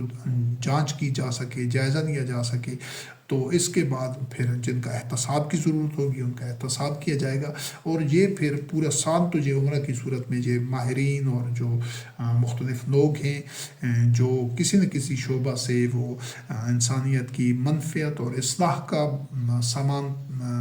دینے کی اہلیت رکھتے ہیں، اتنا اپنے اندر وہ جوہر، قابلیت اور ہنر پیدا کر چکے ہیں کہ کسی نہ کسی صورت میں، چاہے وہ سائنس ہے، ٹیکنالوجی ہے، انڈسٹری ہے، صنعت ہے، زراعت ہے، تعلیم ہے، کوئی بھی شعبہ ہے، امن عامہ کا ہے، مینجمنٹ کا، انتظامی امور ہیں، جس بھی شعبے میں وہ کوئی انسانیت کی بہتری اور بنائی اور منفعت کے لیے کوئی خدمات پیش کر سکتا ہے، تو وہ لوگ حج اور عمرہ کے لیے جائیں گے۔ اور پھر حج کے موقع پر ایک سالانہ جو ایک آپ کہہ سکتے ہیں کہ عالمگیر یا گلوبل ایک اجتماع ہوتا ہے، اس میں مجموعی طور پر ان تمام کا جائزہ لیا جائے گا، اور ان کے لیے جو نئے اہداف مقرر کیے جائیں گے، اور جہاں پر کمی کوتاہی رہ گئی ہوگی اس کی اصلاح کی جائے گی۔ تو یہ ہوگا حج اور عمرہ۔ تو اسی صورت میں یہ جو پوائنٹ یہاں پر واضح کیا گیا ہے کہ جو امام الناس، امام المتقین ہی مشاورت سے طے کرے گا، تاکہ دنیا میں موجود جو اللہ رب کریم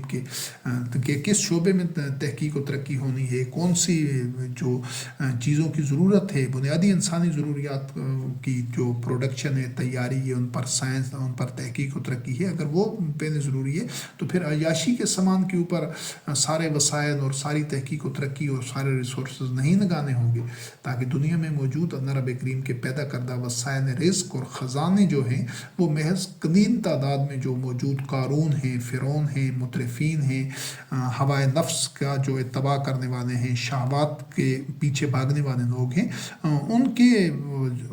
جو تسکین کے اوپر وہ ساری چیز خرچ نہ ہو رہی ہو، جو وسائل اللہ رب کریم نے اور جو خزانے تمام لوگ انسانی کی منفعت کے لیے یکساں طور پر ان کا انسانوں کا حق ہے ان کے لیے پیدا کیے ہیں، تو وہ ان کی ابھی ایسا ہو رہا ہے صدیوں سے۔ یہ جو شیطانی نظام ہے، چاہے معیشت کا ہے، معاشرت کا نظام ہے، جمہوریت کفر پر مبنی جو نظام ہے، اس میں یہی ہو رہا ہے کہ جو اسراف و تبذیر ہو رہا ہے۔ اللہ رب کریم نے فرمایا کہ اللہ اسراف کرنے والوں سے محبت ہی نہیں کرتا، اور جو تبذیر کرنے والے ہیں، اڑانے والے ہیں، برباد کرنے والے ہیں زمینی وسائل، وہ تو شیطان کے بھائی ہیں۔ اور نمود و نمائش میں جو ضائع چیزیں نہ ہوں بلکہ تمام نوع انسانی کے لیے رزق کریم اور بنیادی انسانی ضروریات کی یقینی فراہمی پر صرف ہوں، یعنی لوگوں کو جو محروم ہیں، جو مجبور ہیں یا معذور ہیں، ان کو اپنے وہ زخم اور اپنے وہ جو معذوری دکھا دکھا کر روڈوں پر بھیک مانگ مانگ کر ان کو روزگار کے اپنے بقا کے لیے جد و جہد نہ کرنی پڑے، گرمی سردی میں یا اپنے معذور ازاں لوگوں کے سامنے یا چوکوں میں چوراہوں میں بھیک مانگ کر یا سارا دن وہ رسوائی میں اور سارا دن مشکل میں رہ کر ان کو ان کے بقا کے لیے ان کو نہ ایسا کرنا پڑے، بلکہ رزق کریم کی صورت میں جو لوگ محنت کرنے کے قابل ہوں گے کسی بھی شعبے میں وہ تو کر رہے ہوں گے انشاءاللہ عزیز، لیکن جو لوگ کمانے کی صلاحیت نہیں رکھتے، بوڑھے ہیں، معذور ہیں یا کوئی اور عذر ہے، تو ان کو انشاءاللہ عزیز جو ان کے لیے جو رزق کریم کی فراہمی کو یقینی بنایا جائے گا باوقار طریقے سے، ان کو اپنے جو ٹھکانے ہوں گے ان پر ان کو رزق ملے گا انشاءاللہ عزیز۔ اس کے اوپر جو زمین کے خزانے اور وسائل اس چیز کے اوپر صرف ہوں گے تاکہ لوگوں کی بنیادی انسانی ضروریات پوری ہو سکیں، اور محض سرمایہ داروں کے چونچنوں اور مترفین کے نخروں اور عیاشیوں اور خرمستیوں پر نہ اڑ جائیں، جس طرح کے عصر حاضر میں جس طرح مسلح افواج ہیں، جنگی ساز و سامان ہے، ہتھیاروں، لڑاکا ہتھیاروں، میزائلز وغیرہ پر، یا جتنی لگژری گوڈز ہیں یا فیشن انڈسٹری ہے یا منشیات ہیں یا جوا ہے، نمود و نمائش ہے، اس پر نوع انسانی کے مشترکہ وسائل اور خزانے محض چند فیصد اشرافیہ برباد کر رہی ہے۔ اور 10واں پوائنٹ انشاءاللہ سب کو اس نظام کو اور اس کے یہ جو اجزاء ہیں، اس کا یہ جو ٹرینڈ ہے، چلن ہے، اور اس کی جو ڈائنامکس حرکیات ہیں اور اس کی جو اس طرح کے جو ترجیحات ہیں، ان سب کو بدل دیا جائے گا، ان کو شکست دے کر انشاءاللہ عزیز، کہ تمام وسائل، تمام اللہ رب کریم کے پیدا کردہ خزانے وہ تمام انسانوں کی منفعت کے لیے ہوں گے، ان کی اصلاح کے لیے ہوں گے، اور ان کی بنیادی انسانی ضروریات کی تکمیل کے لیے انشاءاللہ عزیز ترجیحات تبدیل کر دی جائیں گی باذن اللہ۔ اور 10واں جو پوائنٹ ہے وہ یہ ہے کہ کرۂ ارض سے تمام وسیع پیمانے پر تباہی پھیلانے والا اسلحہ، گولہ بارود، جنگی جہاز، ابدوزیں، missiles, aircraft carriers, chemical اور نیوکلیئر اور بایولوجیکل ویپنز یکسر اور کلی اور قطعی طور پر نہ صرف یہ کہ ناکارہ اور ضائع کر دیے جائیں گے انشاءاللہ عزیز، بلکہ آئندہ انشاءاللہ ایسا کسی انسان دشمن پروجیکٹ پر کام کرنے کی کسی کو اجازت ہی نہیں دی جائے گی اور نہ اس کی ضرورت ہوگی۔ یہ ابھی جو کچھ دنیا میں ہر ملک پورے ایک جنون کے ساتھ ایک پاگل پن کی طرح، جس طرح بن کے یوں سمجھیں کہ پاگل کتوں کی طرح جو ایک دوسرے کو برباد کرنے کے لیے مہلک سے مہلک اسلحہ اور اسلحہ تیار کر رہا ہے، اور ایسے اور جنگی ساز و سامان اور ایک دوسرے کی جاسوسی کر رہے ہیں، دن رات ایک دوسرے کی کھوج میں ہیں، اور اس کی تھنک ٹینکس بیٹھے ہوئے ہیں کہ کس طرح اپنے مخالف کو تباہ کیا جائے، اس کی کمزوریوں سے فائدہ اٹھایا جائے، ان کو ایک دوست دھمکی کے ذریعے ان کو ایک عدم تحفظ میں مبتلا کیا جائے، تو اس وقت انشاءاللہ عزیز ایسا نہیں ہوگا۔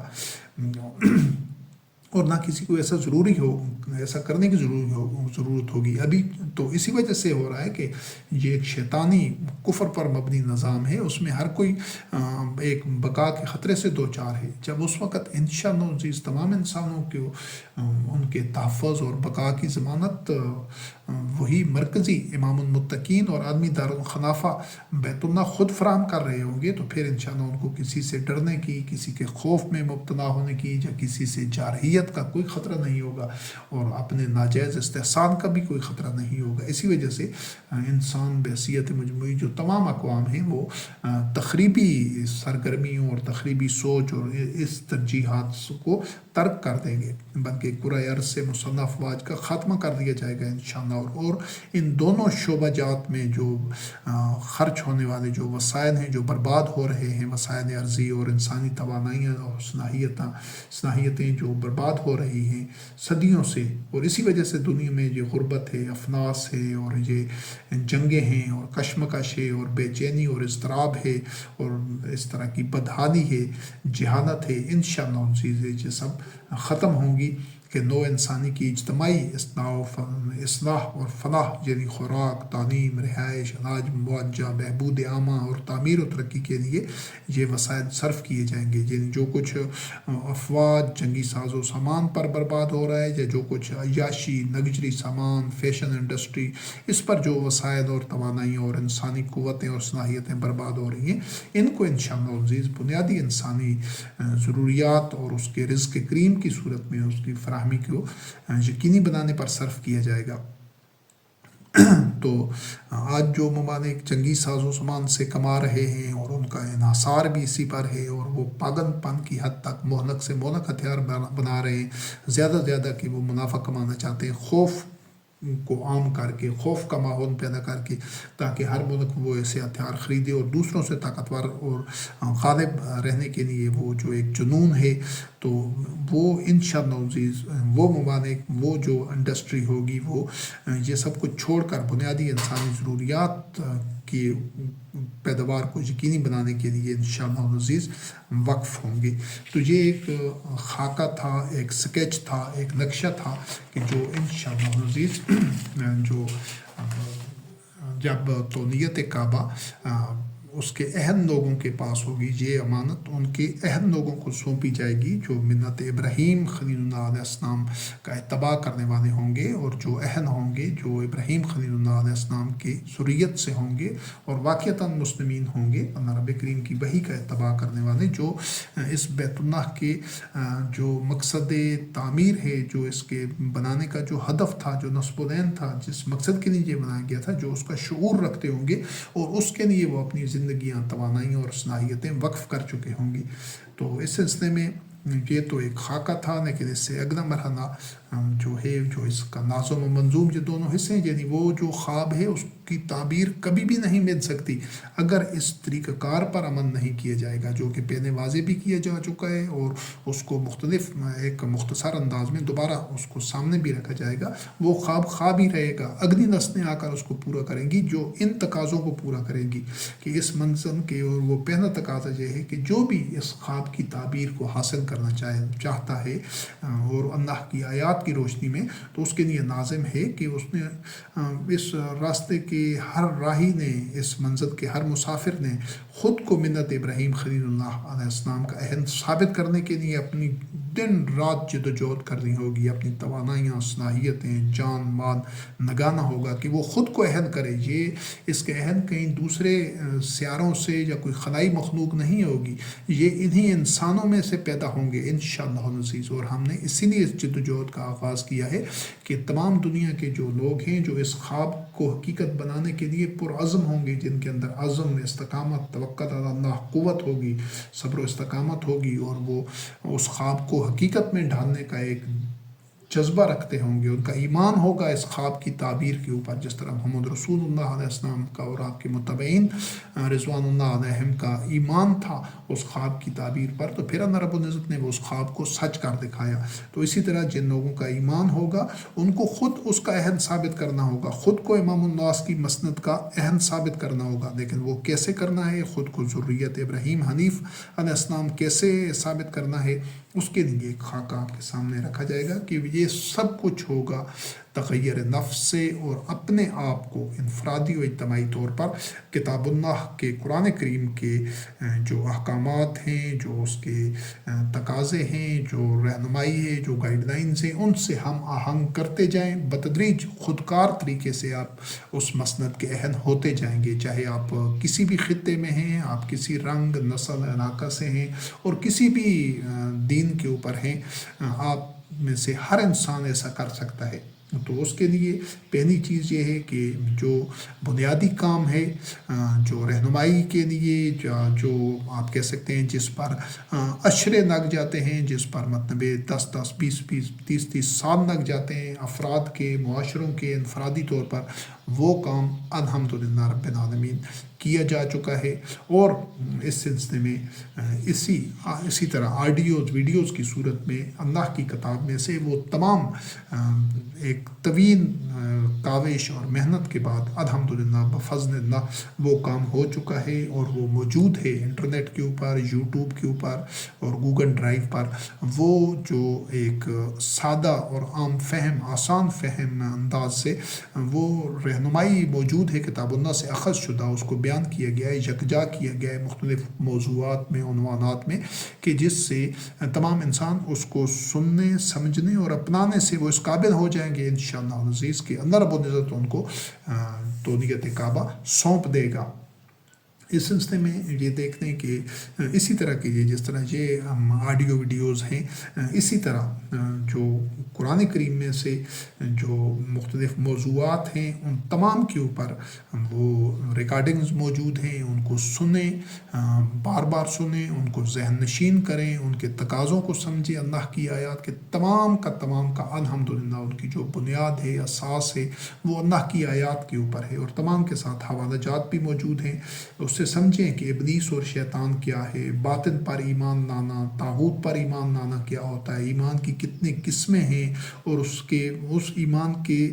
بنیاد کے اوپر جو اعمال کیے جاتے ہیں ان کے کیا نتائج ہوتے ہیں، طاغوت سے کفر و اجتناب کرنا کیوں ضروری ہے، عصر حاضر کے جو سامری ہیں، فرعون ہیں، قارون ہیں، ان کو سمجھیں، جو شیاطین کے ایجاد کردہ مذہب ہے اس کو رد کرنا کیوں ضروری ہے۔ اگر آدمی چل رہا ہے شیاطین کے مذہب پر، وہ چاہے کہ مجھے وہ نتائج ملیں گے جو اللہ رب کریم کے دین اللہ اسلام پر چلنے کے ہیں، تو اگر وہ ساری زندگی اس غلط فہمی میں گزار جائے گا، پوری نسلیں گزار جائیں گی، تو پھر بھی نتائج نہیں ملیں گے۔ ان سب چیزوں کو، اور یہ ہے کہ کن وجوہات سے ایمان باطل ہو جاتا ہے، ان وجوہات کو ختم کرنا ضروری ہے، اور کفار، مشرکین، منافقین کے عقائد کیا ہوتے ہیں، نفسیات کیا ہوتے ہیں، ان کے مادی معاملات کیا ہوتے ہیں۔ آدمی کفار، مشرکین، منافقین والے عقائد پر، ان کے مادی امور اسی طریقے سے چلا رہا ہو، اسی مادی اس کی نفسیات ہوں، لیکن بچپن سے سنتا آ رہا ہو کہ ہم تو مسلمان ہیں، ہم تو نبی کریم علیہ السلام کی امت ہیں، اور ہم جنتی ہیں، اور ہم پسندیدہ قوم ہیں، تو اس سے کبھی اس کی وہ جو جہالت ہے، اور جو اس کے عقائد، نفسیات اور اعمال ہیں، ان کی تلافی نہیں ہو جائے گی محض خوش فہمی سے۔ یہ سب کچھ اس طرح کے یہ موضوعات ہو گئے۔ پھر کتاب اللہ کی روشنی میں ایمان کیا ہے، اللہ رب العزت پر ایمان، ملائکہ پر ایمان، کتب پر ایمان، رسول علیہ السلام پر ایمان، آخرت پر ایمان، ایمان ہوتا کیا ہے، یہ سب کچھ قرآن کریم کی روشنی میں سے۔ اور سب سے پہلے جو ایمان کے بعد پہلا اقدام ہوتا ہے، جو صدیوں سے کبھی مسلمان قوم نے نہ کیا ہے، نہ ان میں شعور ہے، کیوں کہ یہ جو مسلمان قوم کی اکثریت ہے، بھاری اکثریت، یہ انسانی سطح پر بھی نہیں ہے۔ جو ترقی یافتہ اقوام مغرب ہیں وہ فاسق ہیں، فاجر ہیں، ان کی اکثریت مجرم ہیں، جو کچھ بھی ہیں، لیکن ہیں انسان۔ وہ عقل و فکر، شعور کی بنیاد کے اوپر انہوں نے وہ شیاطین کے کھڑے ہوئے جو ان کا احبار و رہبان کا کھڑا ہوا مذہب تھا، اس کو انہوں نے لپیٹ کر کچرے کی ٹوکری میں ڈال دیا ہے، اس کو رد کر دیا ہے۔ وہ انسانوں کی غلامی سے، محکومی سے نکل گئے ہیں، وہ ہوائے نفس کا اتباع کر رہے ہیں، شہوات کے پیچھے بھاگ رہے ہیں، وہی کا اتباع نہیں کر رہے۔ منزل ان کی بھی تباہی ہے، بربادی ہے، لیکن وہ جانوروں کی سطح سے نکل کر، زومبیز کی سطح سے بلند ہو کر ایک قدم وہ اٹھا چکے ہیں کہ وہ انسانوں کی سطح پر ہیں، اور جو ان کو یہ آسائشیں، سہولتیں، جو ان کی ترقی اور جو غلبہ ہے جاہلوں کے اوپر، جانوروں کے اوپر، وہ اسی وجہ سے ہے۔ تو قرآن کریم کی روشنی سے جب آپ سمجھیں گے، آپ دیکھیں گے تو ایمان کے بعد تو پہلا قدم ہی اللہ رب کریم کے ساتھ عہد کرنے کا ہوتا ہے، اللہ کے ساتھ وعدہ کرنے کا ہوتا ہے، میثاق غلیظ ہوتا ہے، اور مجھے مسلمانوں میں اس کا شعور ہی نہیں ہے۔ تو قرآن کریم کی روشنی میں سمجھے کہ وہ عہد کیا ہوتا ہے، اللہ کی حدود کیا ہوتی ہیں۔ یہ تو ان مذہبی پیشواؤں شیاطین کے بنائے ہوئے نیکی اور برائی کے تصور، جس طرح مشرکین مکہ میں بھی تھا، تمام کا تمام جو من گھڑت مذہب ہے اسی کے اوپر ہے، اپنے طور پر یہ پڑھ دیں ثواب ہو جائے گا، یہ کریں گے گناہ ہوگا، یہ کریں گے ثواب ہوگا، یہ کریں گے، اور ان تمام کا ثواب سے، نیکی سے، اصلاح نفس سے یا انسان کے تزکیہ نفس سے تعلق بھی نہیں ہے۔ تو قرآن کریم کی روشنی میں سمجھیں کہ اللہ کی حدود کیا ہیں، اللہ کے اوامر و نواہی کیا ہیں، عبادات کیا ہیں، معروف و منکر کیا ہے، پھر اجتماعی نظام کا جو تصور ہی نہیں ہے۔ ابھی تو یہ جو کفر پر مبنی جمہوری طاغوتی نظام کے آگے تمام مسلمان سجدہ ریز ہیں، جو اپنے آپ کو مسلمان کہتے ہیں۔ قرآن کریم کی روشنی میں دیکھیں کہ وہ نظام کیا ہوتا ہے، شورا بینہم کیا ہے، اس کے کیا تقاضے ہیں، کیا سٹرکچر ہے، پھر جو مومنین ہوتے ہیں کیا وہ حزب اختلاف بن سکتے ہیں، کیا وہ پارٹیاں بنا سکتے ہیں مسلمین، کیا وہ اس طرح جتھے اور گروپ بنا سکتے ہیں۔ سمینا و اطاعنا کا ان کو شعور ہی نہیں ہے۔ پھر اطیع اللہ و اطیع الرسول کی حقیقت کیا ہے، کیا اس نظام نے محمد رسول اللہ علیہ السلام کی موت کے بعد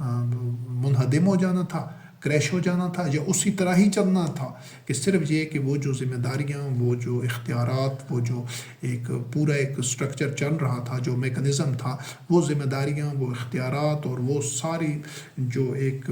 پورا سماجی ایک فوکس ہوتا ہے، مرکزیت ہوتی ہے، وہ محمد رسول اللہ علیہ السلام کے بعد ایک مومن کے سپرد کرنا تھی، جس میں وہ کرائٹیریے پر پورا اترتا ہو، علم پر، تقوی کے اوپر، اور عزم کے حوالے سے، اور اہلیت اس میں ہو، تو وہ ذمہ داری اس کے سپرد کرنی تھی۔ یہ تھا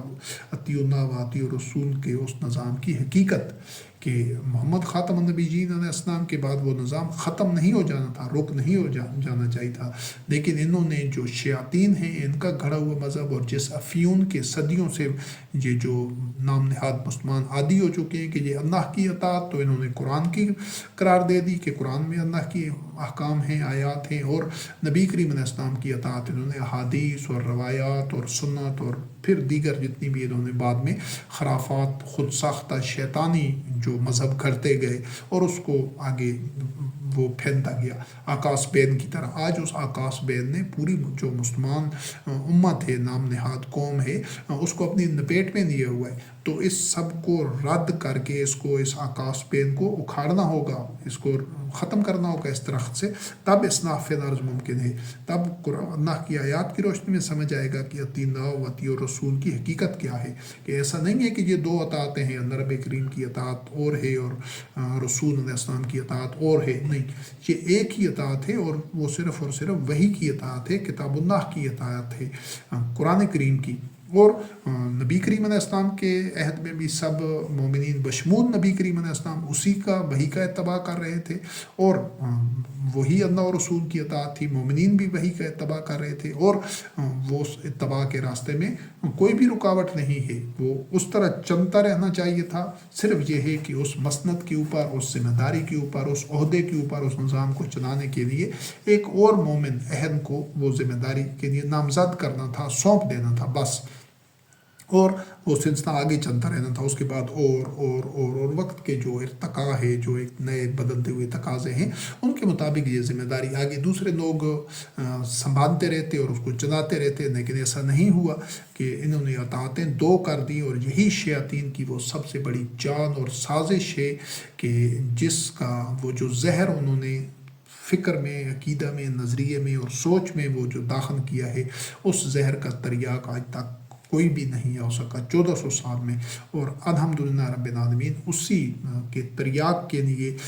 یہ واضح کرنے کے لیے کہ اللہ اور رسول کی اطاعت قیامت تک اس نے باقی رہنا ہے، اور قرآن کریم کا انہوں نے اجتماعی طور پر مومنین نے اس کا اتباع کرنا ہے، وہی کا، جس طرح شہد کے چھتے کے اوپر ایک ملکہ مکھی ہوتی ہے، وہ چھتا چاہے کتنا بھی بڑا ہو، اسی طرح ایک امام ہوگا، امام المتقین ہوگا، امام الناس ہوگا، دیگر تمام اس کی جو شورا ہوگی اہم لوگوں کی، وہ شورا کی مشاورت سے اپنے درپیش چیلنجز کو، مسائل کو دیکھتے ہوئے ان کے حل کے لیے فیصلے کرے گا، اور تمام جو مسلمین ہیں، مومنین ہیں، انہوں نے سمینا و اطاعنا سلم و تسلیمہ کا پیکر بن کر ان فیصلوں کی اطاعت کرنی ہے۔ یہ ہے اللہ و رسول کی اطاعت۔ یہ دو الگ الگ اطاعتیں نہیں ہیں کہ اللہ رب کریم کی اطاعت تو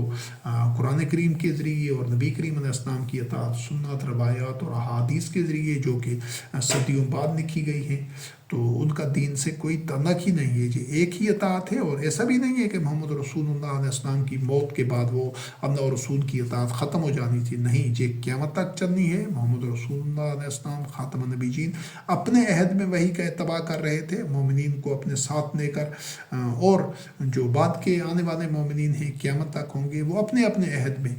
کتاب اللہ کا وحی کا اتباع کر رہے ہوں گے اجتماعی طور پر۔ تو اس کے بعد عدل و قسط کا کیا نظام ہے؟ یہ تو اس وقت پوری دنیا میں تقریباً بیشتر جو نام نہاد اسلامی ملک ہیں ان میں یہ جمہوری اور طاغوتی نظام کا دیا ہوا عدالتی نظام ہے۔ اس کو قرآن کریم سے الگ موضوع ہے، یہ موجود ہے۔ پھر مومنین اور مسلمین کی نفسیات کیا ہوتی ہیں قرآن کریم کی روشنی میں، یہ تو ابھی تقریباً ساری مسلم امت جو نام نہاد ہے اس کی منافقوں والی نفسیات ہیں، مشرکین والی نفسیات ہیں، ان کو جب آپ سمجھیں گے، دونوں کا تقابلی جائزہ لیں گے کتاب اللہ سے، پھر آپ کو پتہ چلے گا کہ مومنین کی، مسلمین کی نفسیات، ان کی معاشرت، ان کے معنی امور کیا ہوتے ہیں۔ پھر اس کے بعد یہ جب آپ ساری چیزیں سمجھ جائیں گے، اپنے تغیر نفس اور اصلاح کر رہے ہوں گے اللہ کی آیات میں مسلسل دن رات، پھر اس کے بعد آپ کو کتاب اللہ کی روشنی میں دیکھیں گے کہ جہاد قتال فی سبیل اللہ کیا ہوتا ہے۔ پھر ان مراحل سے گزریں گے بوقت ضرورت، جب اتنی قوت آ جائے گی۔ پھر اس کے بعد آخری جو مرحلہ ہوگا وہ ہوگا استخلاف فی الارض کا، تمکن دین کا، نجوس رون الدین کو۔ یہ سارے تقاضوں کو سمجھ کر کتاب اللہ میں سے اور اس کے مطابق انفرادی و اجتماعی ہر تقاضے کو پورا کرنے کے بعد آپ اس کے اہل ہوں گے، تب اس خواب کی تعبیر انشاءاللہ العزیز آپ کو ملے گی کہ آپ اس رویا کو سمجھیں۔ اس پر بھی مکمل جو دروس موجود ہیں کہ وہ خواب تھا کیا۔ پھر ایک الگ ایک موضوع ہے، اس پر متعدد حصے ہیں اس کے کہ من انصاری اللہ، اس جد و جہد میں کون ہیں جو اللہ کے انصار بننے والے ہیں۔ اس حوالے سے اس ایک مائنڈ سیٹ کو، اس جو قلوب میں خیر ہے، اصلاح ہے، جو ایک الفت اور مودت کا ایک بیانیہ ہے، اس کو سمجھیں۔ یہ سارے جو راستہ کیا ہے، یہ اتباع وحی کا ساری انسانی تاریخ میں یہ طے کیسے ہوتا رہا ہے، اس کے سنگھائے مین کون سے ہوتے ہیں، پھر سبیل اللہ اور سبیل الطاغوت کے فرق کو سمجھے۔ تو یہ تمام کے تمام موضوعات آڈیوز ویڈیوز کی صورت میں موجود ہیں، اور آپ ان کو مسلسل سنیں، بار بار سنیں، ان کے ہر ہر پہلو کو، ہر ہر آیت کا خود مطالعہ کریں گے، پھر اس خواب کی تعبیر ملے گی انشاءاللہ باذن اللہ۔ ایک خاکہ، ایک سکیچ جو اس کا آپ نے دیکھ قرآن کریم میں، وہ تو پورے موضوعات ہیں، اور ہر موضوع کے اوپر 10 20 سینکڑوں آیات کے حوالے موجود ہیں۔ جتنے بھی موضوع آپ کے سامنے بیان کیے گئے ہیں اور وہ موجود ہیں، وہ تمام آڈیوز آپ کو ان کو سنیں، مختلف زبانوں میں ان کے ترجمے کریں، دوسرے لوگوں تک پہنچائیں، تاکہ یہ انتہائی آسان فہم انداز میں ہیں، ایک ان پڑھ آدمی بھی ان کو سمجھ سکتا ہے، اس کی مقصدیت اور اس کے جوہر تک پہنچ سکتا ہے۔ پڑھا لکھا انسان ہو، کسی خطے میں رہنے والا ہو، جب انہیں حقائق کو سنے گا اور اس تغیر نفس کو، اس کے تقاضوں کو اور اس کی جو ہمگیری ہے اس کو سمجھے گا عقل و فکر شعور کی روشنی میں، تو انشاءاللہ العزیز وہ اسی راستے کا راہی بنے گا اور وہ اللہ کے انصار میں شامل ہوگا انشاءاللہ۔ تو یہ جو پہلا اقدام آپ کو کرنا ہوگا جب آپ نے یہ سفر کا آغاز کرنا ہے، آپ اس خواب کی تعبیر کے لیے نکل پڑیں گے انشاءاللہ العزیز، سمجھ کر، سوچ کر، عقل فکر شعور کو بروئے کار لاتے ہوئے۔ تو آپ کو اولین اقدام مومنین کو آپس میں رشتہ الفت و اخوت اور ولایت قائم کرنا ہوگا۔ کہیں پر 2 ہیں، 4 ہیں، 10 ہیں، 20 ہیں، 50 ہیں، 1000 لاکھ جتنے بھی ہوں، تمام ایک ہی رشتے میں جڑے ہوں گے۔ جس طرح موتیوں کی بالا میں ایک دھاگا تمام موتیوں سے گزر رہا ہوتا ہے، بالکل اسی طرح تو یہ رشتہ صرف اور صرف بیعت کے ذریعے سے قائم ہوگا۔ کوئی بھی مومن عہدہ دامر امام کی بیعت کے بغیر ایک دن بھی نہ گزارے۔ جس طرح شہد کی مکھی چھتے کے بغیر نہیں رہ سکتی، اس طرح تمام مومنین کو بیعت کرنی ہوگی اولاد امر کی اور امام المتقین کی۔ اس کے بعد دوسرا جو نقطہ ہے وہ آپس میں رشتہ الفت ولایت اور اخوت قائم کرنے کے بعد کتاب اللہ کے اتباع اور رشتہ الفت و اخوت اور وحدت میں جڑ جانے کی سب کو بطور آسن دعوت دے، پہلے خود جڑیں پھر اس کے بعد دعوت دیں۔ ایسی بات نہیں کرنی جس پر خود نامن کر رہے ہو اور لوگوں کو دوسروں کو دعوت دیں جی اللہ رب کریم کو ناپسند ہے۔ تو اس دعوت کو جو لوگ ٹھکرا دیں، رد کر دیں، ان سے عمدہ انداز سے الگ ہو جائیں، ان سے گریز کریں، ان سے ناتعلق ہو جائیں، اور جو لوگ اس دعوت کو قبول کر لیں وہ سب آپس میں وہ ایک دوسرے کا محاسبہ کریں اور ایک دوسرے کے ساتھ تعاون کریں، بر میں، تقوی میں، اور ایک دوسرے کے بھائی اور اخوت کے رشتے میں جڑ کر زندگی گزاریں۔ جو دوسرے لوگ اس کو ٹھکرا دیں، رد کر دیں، لیکن وہ آپ کے راستے میں رکاوٹ نہ بنیں، آپ کو اذیتیں نہ دیں، آپ کو ابتلا میں مبتلا نہ کریں، مصائب پیدا نہ کریں، ان کے ساتھ پرامن رہیں، اور ان کے ساتھ بھی بے شک وہ آپ سے اختلاف کرتے ہیں لیکن آپ کو زندہ رہنے کا، آپ کے بنیادی انسانی حقوق کو تسلیم کرتے ہیں، تو ان کے ساتھ بھی جو بھی ہو سکے امکان بار جتنا ممکن ہے ان کے ساتھ بر کا معاملہ کریں، بنائی کا معاملہ کریں، جو ان کے ساتھ آپ بہتری کر سکتے ہیں وہ کریں۔ اب تیسرے وہ لوگ ہوں گے، لیکن ان سے ایسے لوگوں سے آپ نے ان کا حصہ نہیں بننا، آپ نے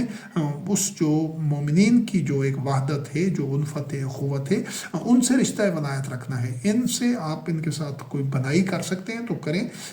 اس کے علاوہ ان کا حصہ، ان کے نظام کا اور ان سے حد الوسع ترک موالات کریں۔ اور تیسرے وہ لوگ ہوں گے جو آپ کے اس جد و جہد اور آپ کے اس نظریے اور آپ کے اس جو ایک انصار اللہ بننے کا، رب اللہ کے نظریے پر یقین رکھنے کے نتیجے میں اس کی پاداش میں وہ آپ کے دشمن بن جائیں گے، آپ کو اذیتیں دیں گے، آپ کے اوپر ہر رکاوٹ آپ کے راستے میں پیدا کریں، ان لوگوں سے آپ درگزر کریں، ان لوگوں کی اذیتوں کو برداشت کریں جب تک کہ اتنی قوت اللہ رب کریم نہ دے دے کہ پھر امام المتقین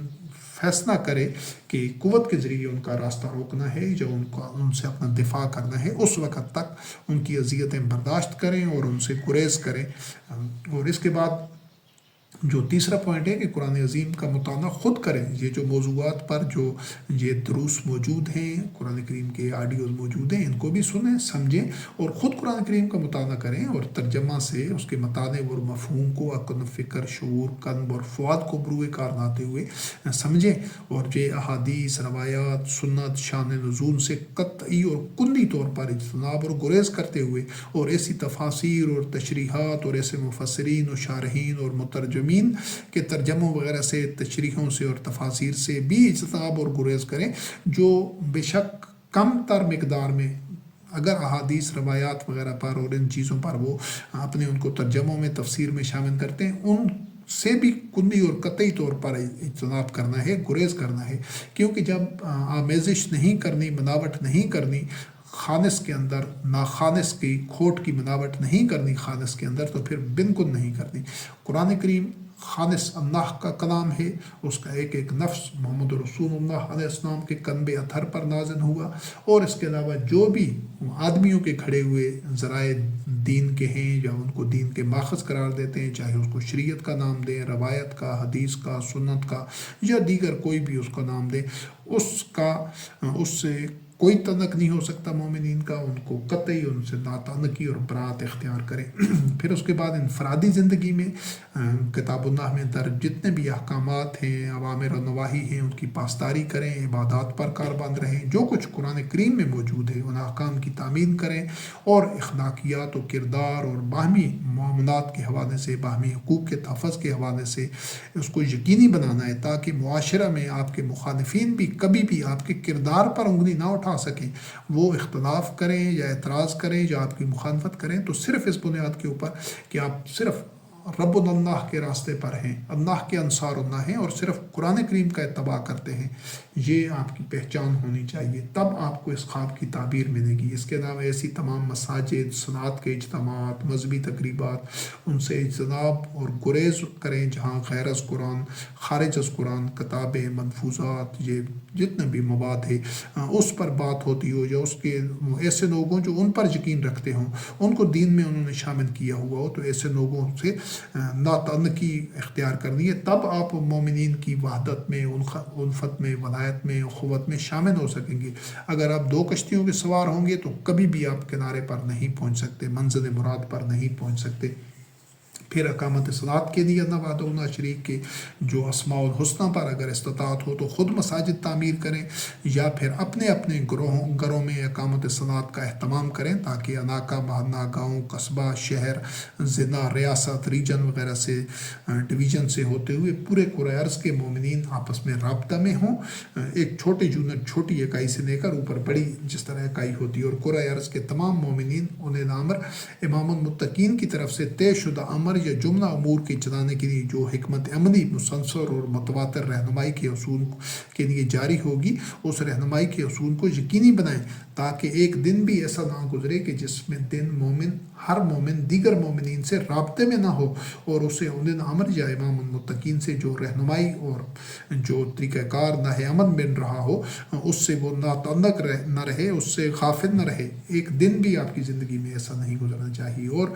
یہ چیز یاد رکھنے کی ہے کہ رب اللہ کے راستے کا راہی ہونا، اللہ کا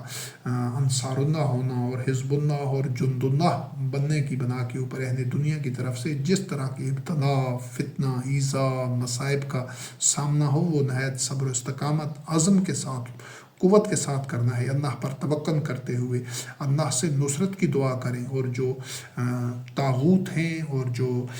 حق کے مخالف ہیں، جو اللہ کے دشمن ہیں، چاہے کوئی بھی ہو، چاہے وہ آپ کے سابقہ عزیز و اقارب ہوں، چاہے آپ کے اہل خانہ سے ہوں، کوئی بھی لوگ ہوں، جب وہ ظلم کے اوپر، فساد کے اوپر اور شر کے اوپر کمر بستہ ہو جائیں اور اللہ کے دین کے مخالف ڈٹ جائیں، وہ پیچھے نہ ہٹنے والے ہوں، ان کی اصلاح کا امکان نہ ہو، تو پھر ان کی تباہی کے لیے اللہ رب کریم سے دعا کریں، ان کی شکست کے لیے، ان کے مغلوب ہونے کے لیے، تاکہ شر کی جڑ کاٹی جا سکے۔ یہ مرحلہ، اور آخر میں یہ کہ بیت میں اپنے جان، مال دراصل اللہ کو بیچ دیے جاتے ہیں۔ یہ اولین قدم یا مرحلہ ہے حکیم الدین کی شاہراہ پر، پہلا قدم ہے۔ بیت اس مومن کے ہاتھ پر ہوگی جو خود اپنے جان، مال اللہ کو بیچ کر اولئے الامر امام المتقین کی بیعت کر چکا ہو، یعنی درجہ بدرجہ محلہ، گاؤں، قصبہ، شہر، خطہ، ریاست کے مومنین چھوٹی اکائی سے بڑی اکائی کا حصہ بنتے بنتے پورے کرۂ ارض یا گلوب کی سطح پر ایک امام المتقین کی بیعت کیے ہوئے ہوں گے انشاءاللہ۔ چھوٹی بڑی ہر اکائی کی سطح پر اولئے الامر اپنی شورا کا انتخاب کرے گا، جتنے مومنین اس کے ہاتھ پر بیعت کر چکے ہوں گے، ان سب تک امام المتقین کی طرف سے جاری شدہ رہنمائی، حکمت عملی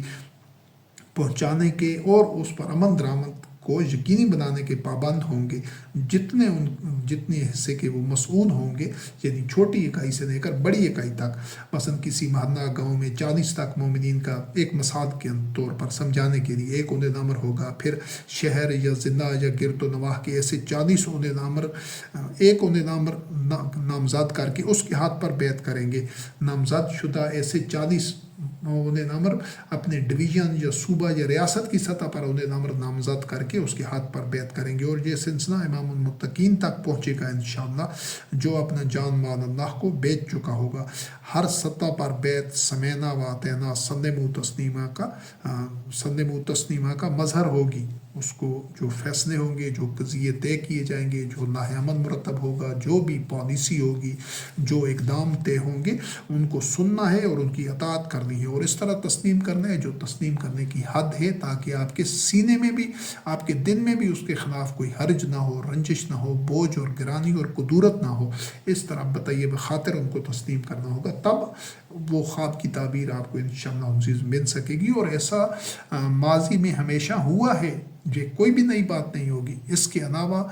کوئی اور حل نہیں ہے، کوئی اور راستہ نہیں ہے ان ظلمات سے نکلنے کا، یہ واحد راستہ ہے۔ اور مشاورت کے مرحلے پر ہر اہل اور مجاز مومن متعلقہ امر میں پوری آزادی سے اولاد امر کو مشورہ دے گا، اس طرح امام المتقین کی جو شورا ہوگی وہ اس شورا کے ممبر جو اہل لوگ ہوں گے وہ مشورہ دیں گے، مگر جب اولاد امر یا امام کوئی بھی امر مشاورت کی بات طے کرنے گا تو پھر اسے بطیب خاطر تسلیم کرنا ہوگا کہ دل میں بھی گرانی اور بوجھ محسوس نہ ہو۔ اولاد امر امام المتقین معروف میں ان مومنین کی جانوں، ان کے مالوں اور دیگر انفرادی و اجتماعی معاملات میں امام المتقین کی طرف سے طے شدہ حکمت عملی پر چلنے، جاری کردہ ہدایات پر عمل درآمد کو یقینی بنانے کے لیے جو بھی امر طے کریں گے، تمام دنیا میں جتنے بھی اولاد امر ہوں گے اس پر تمام جو مومنین اس اولاد امر کے ہاتھ پر بیعت کر چکے ہوں گے اس پر منوان عمل درآمد کو جملہ مومنین یقینی بنائیں گے غیر مشروط طور پر۔ یہ ہے وہ ایک آرگینوگرام، وہ سٹرکچر، وہ جو حزب اللہ، انصار اللہ، جند اللہ جو ہیں ہر دور میں رہے ہیں، آج بھی ہوں گے انشاءاللہ، وہ انہی خطوط کے اوپر، اسی بنیاد کے اوپر یہ جو ایک نظام چلے گا انشاءاللہ، اور تب اللہ رب کریم کی نصرت و تائید ان کا مقدر ہوگی، ان کی شامل نہاد ہوگی۔ اولاد امر کو جس بھی درجہ سطح پر نامزد کرنا ہو یا پھر امام المتقین نامزد کرنا ہو، وہاں پر اہلیت اس کی جو ہے وہ اللہ کی کتاب کا علم ہے، جسمانی اعصابی طور پر مضبوط ہو، تقوی میں سب سے بڑھ کر ہو، اور اس کی جد و جہد اور سعی کو اور اہلیت کو مد نظر رکھا جائے۔ یہ امانت سب سے اہم، اور جو ان سب میں زیادہ اہم ہو، زیادہ میرٹ کے اوپر ہو، یہ امانت اس کے سپرد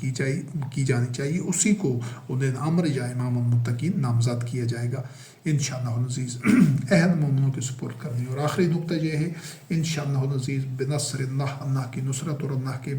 تائید سے، اللہ کے اذن سے اس جد و جہد کا آغاز ہوگا تو دنیا کے کونے کونے سے مسلمین مومنین اس کاروان میں انصار اللہ بن کر شامل ہوتے جائیں گے۔ جو مومن جہاں ہیں انہوں نے اسی علاقہ، اسی خطہ میں جد و جہد کا آغاز کرنا ہوگا، بالکل اسی طرح جس طرح شہد کی مکھیاں نئے شہد کے چھتے کا ابتدا تو ایک خانے سے کرتی ہیں، مگر وہ مسلسل ہر سمت میں یکساں انداز سے پھیلاتی جاتی ہیں اور پوری چھتہ کی من کا مکھی ایک ہی ہوتی ہے، اسی اصول پر قرآن عرض کے جملہ مومنین مومنات ایک امام کے ہاتھ پر بیعت کیے ہوں گے انشاءاللہ، اور یہ سفر جاری رہے گا انشاءاللہ تاکہ اللہ رب العزت اللہ وحدہ لا شریک کی نصرت و تائید سے تونیت کعبہ ملت ابراہیم حنیف خلیل اللہ علیہ السلام کے سپرد ہو جائے گی، اور یہ سفر اس وقت تک جاری رہنا ہے، پرامن طور پر ایسا ہوگا انشاءاللہ، اور دنیا اصلاح فی الارض کے ایک نئے مرحلے میں داخل ہوگی، ظلمات سے نور اور فساد سے اصلاح کا یہ سفر ہر حال میں انصار اللہ، جند اللہ، حزب اللہ جاری رکھتے ہیں، تب ہی اللہ رب العزت کی نصرت شامل حال ہوتی ہے۔ اور آخر میں اللہ رب کریم کا یہ فیصلہ ہے وَلَيَنْصُرَنَّ اللَّهُ مَنْ يَنْصُرُهُ إِنَّ اللَّهَ لَقَوِيٌّ عَزِيزٌ، اللہ اس کی نصرت کرتا ہے جو اللہ کی نصرت کرتا ہے، یعنی وہ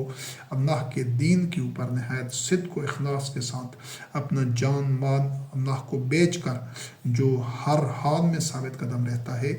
وہ اللہ کی نصرت کرنے والا ہوتا ہے، اور جو اس طرح اللہ رب